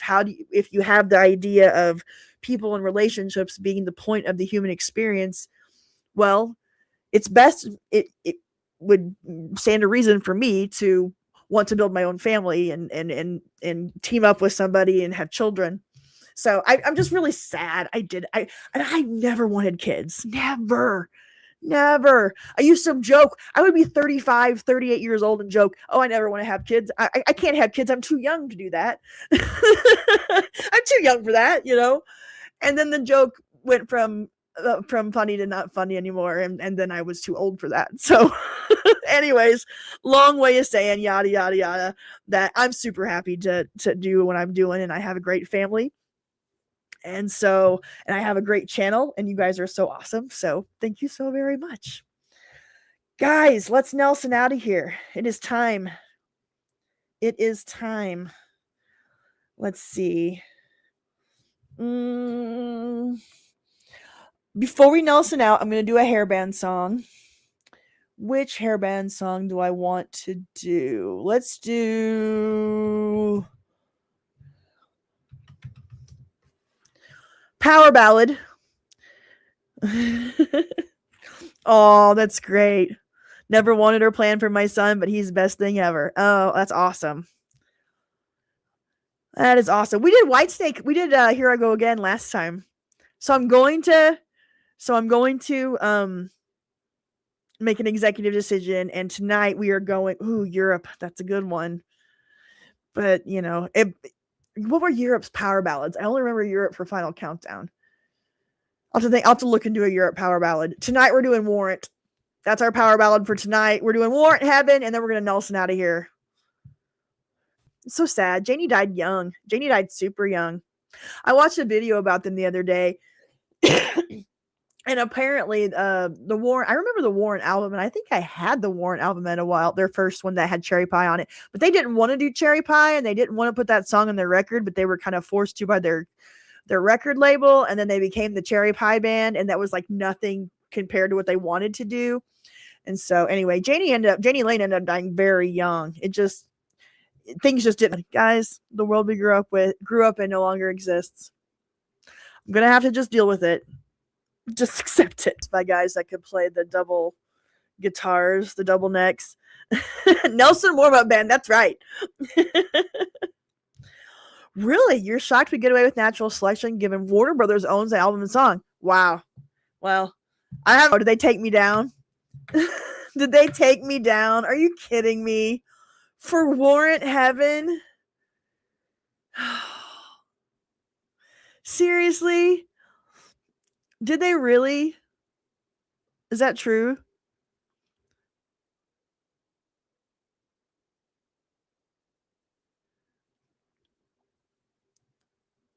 Okay. I thought they had taken me down. Hold on. Whoops. Check that down. You guys fooled me. You guys fooled me. A wink and a smile. You gotta work on your sense of humor. Well, sometimes, if stuff will just scroll by and I'll catch it real fast, and I don't know, I get confused sometimes with what's going on because I don't get any kind of a notice that I've been taken down through StreamYard. I figure it out by your comments. So, and then they'll send me an email, your stream's been taken down. It's like, thank you, YouTube. All right. One more before Nelson. I just want, it just came into my head. And I want to watch, I think I've jammed out to this one before, but it just came into my head and I want to listen to it. So here we are, Mr. Kiri. Wait, I gotta pause it. I don't want to get pulled down now in the middle of this because I'm about to drop it hard and we're gonna rock. I love this chorus. All right, here with John. Bands, bring back the bands. So I don't have to stop it during the next part. So. What was the notification on my screen of who updated new content? How do you see that? And what was it that you saw? I'm interested. All right, I'm going back so we can break down and really jam it. It's just such a good song. There's so much good music from our era. All right. Really? You've never heard that song? Oh, Mr. is great. It's one of my favorites. Okay. Let me get this back down to proper size. Whoop, whoop. Okay. Let's do. Oh. All right, I'm gonna spoil it one more time, and then I swear after this we're Nelsoning out. 4077. We're a little MASH fan over here, are we? I can't help it. I promise Nelson is after this and I'm done. I've got to go to bed. I'm so tired. I hear my mom coming. I got to go to bed. Why do I love this song so much? I don't know.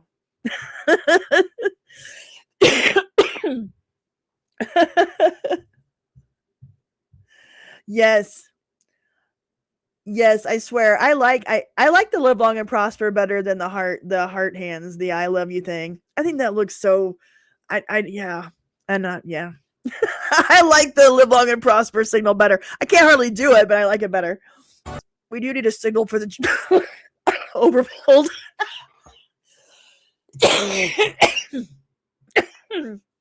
Overpulled on the weed. Sorry. We do need a signal for this channel. Whether it's live long and prosper or the or the one, the I love you or the horns, whatever it is, we need to find something. And I do apologize for that overpull. That was a big one. So I'm smoking monochrome melon from Luigi. It's a vape from Luigi. I think this is a hybrid. I usually smoke indica, but I think this one's a hybrid. It got me good. Oh man. Oh, I'm so glad. You're welcome, Candy Road 25. I'm so glad. That was my goal with this live stream, was just to be able to hang out and have a good fun Friday night. Listen to some old music, watch some old stuff, laugh. Boy, I see we're all turning 50s or early 50s mostly. We're gonna have when I turn 50 and this channel turns 4, which would be 2027, we're going to have a big Zennial birthday party for me, for the channel, for everybody that watches. We're going to have a meetup, probably Branson. It's closest to me, but we'll see. Lake of the Ozarks, something like that. We're going to have a big old party for all of us turning, being in our 50s. Zennials get no love. We are the coolest. Gen X is amazing. All right.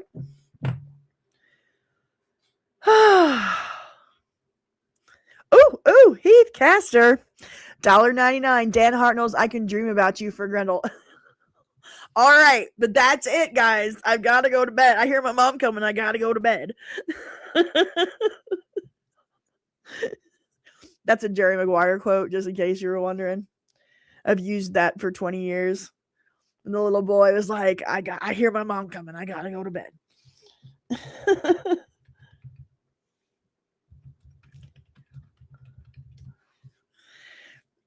All right. Oh, Hartman.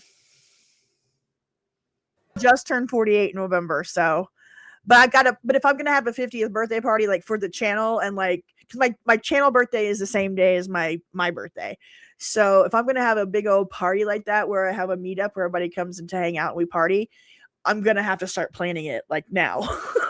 Because in increments, because stuff like that isn't easy. But I wonder how big my channel will be. That I'm assuming an awful lot, but I feel like things are going pretty well for the channel, so I feel like I can keep growing over the next couple of years. Guys, I'm gonna hit 100,000 subscribers in the spring. At the pace I'm going, it should happen in the spring. Oh my god! Can you imagine what live was gonna be like the night that I do my silver play button unboxing? Can you imagine? Oh my god, I'm excited to even think about it. I can't even imagine that. Her author, thank you. $2. Oh my gosh, rest in peace, Dilbert. Scott Adams was amazing. And Dilbert was the ultimate Gen X cartoon character. He arrived into the corporate world in 1989, 1990, right when Gen X was entering the workforce. And Dilbert and his hatred of corporate American life.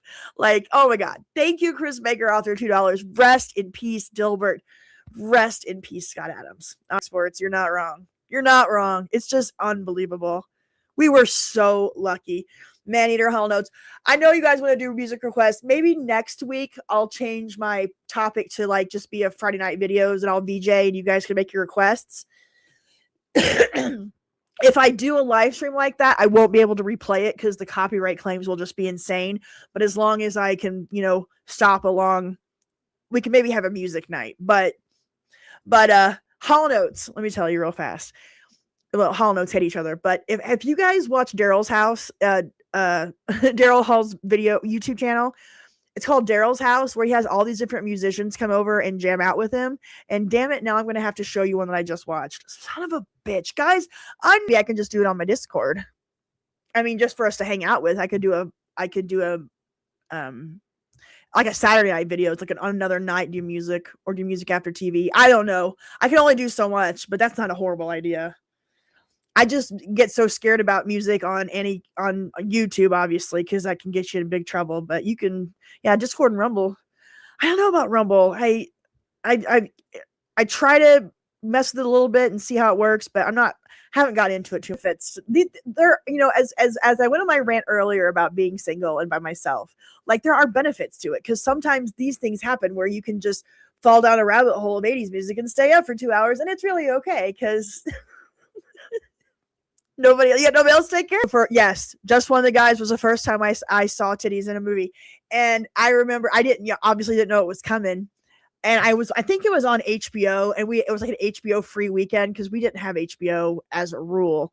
But yes, this was the first time I saw a pair of titties on a movie. That's a true story. Daryl's house that I saw the other night that I wanted to show you guys, and then we are Nelsoning out. Damn it! Your wife's getting a kick out of this. Oh, good. I'm glad. Okay, guys.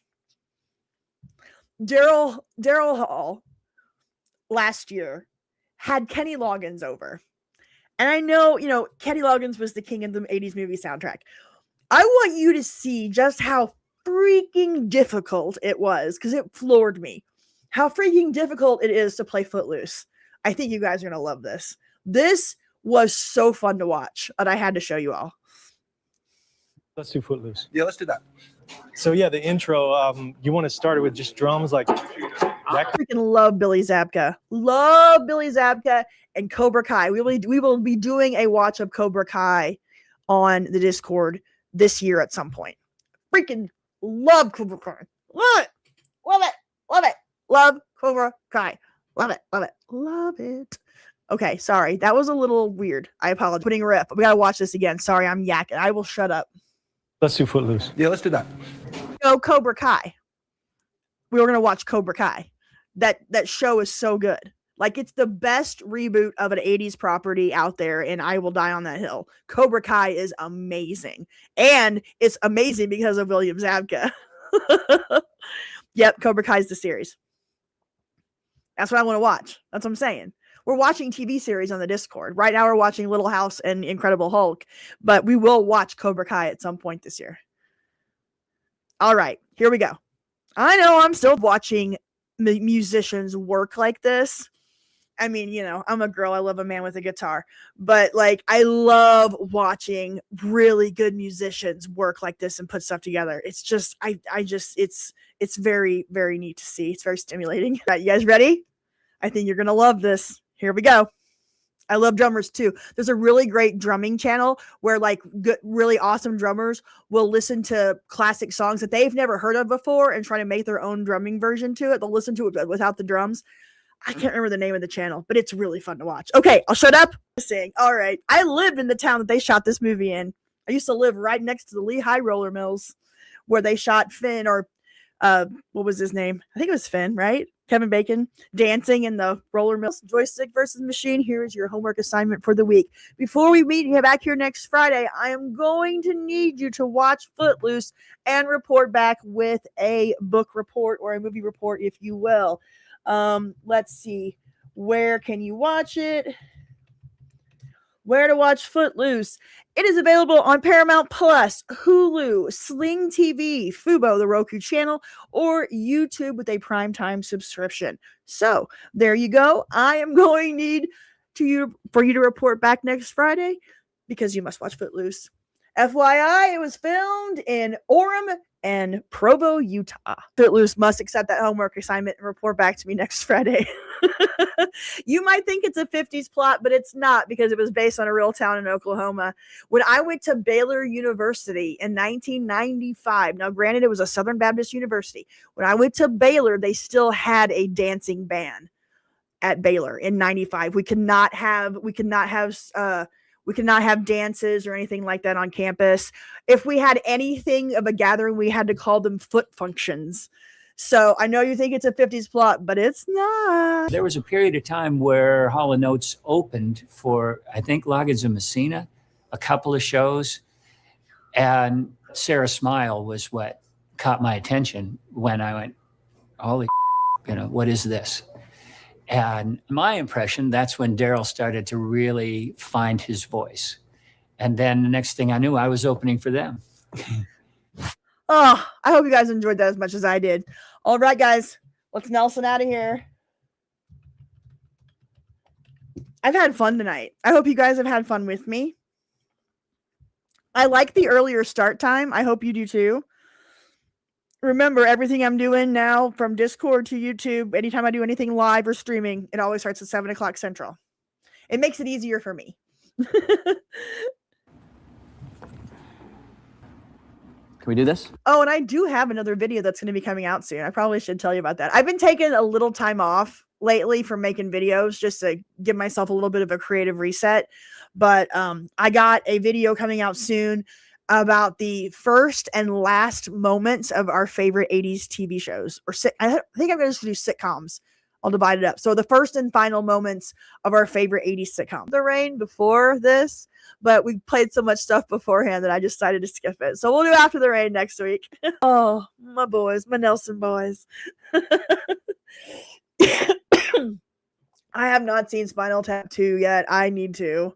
I get nervous though when, because I love the original so much. But we shall see. I'm going to have to figure that one out. I love when people say they can't tell Matthew and Gunnar apart. I know. It's pretty easy to tell them apart. Bangs, right? You get the award, my friend, for the best comment of the night.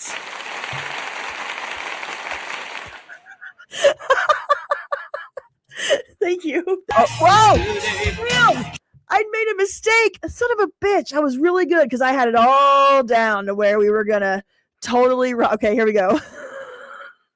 End it all. Guys, thank you so much for watching tonight. Thank you so much for supporting my channel with your memberships and your super chats, and for hanging out with me on Discord, and for watching and sharing my videos. I cannot thank you enough. This is the greatest thing in the world that I'm able to do this, and I couldn't do it if it wasn't for you guys and your support. Thank you, thank you, thank you. Make sure you have your notifications turned on for my next video. It should be dropping, I would say Sunday. Could be a little bit later than that. We'll just see how it goes. But it is in the works and it's coming soon. So thank you all very, very, very much. I will see all of you on Monday night for our Monday Live yet. So if anybody can hook me up with that, I'd super appreciate it. If not, I'll get it in a couple of weeks when my hard drive arrives. Guys, and I'll have a different movie for Monday. We'll figure it out. It'll be okay. Have a wonderful night. Thank you guys. Have a great weekend. And I will see you in my next video and next week over on Discord and in the members only section. Have a wonderful weekend. Okay, bye.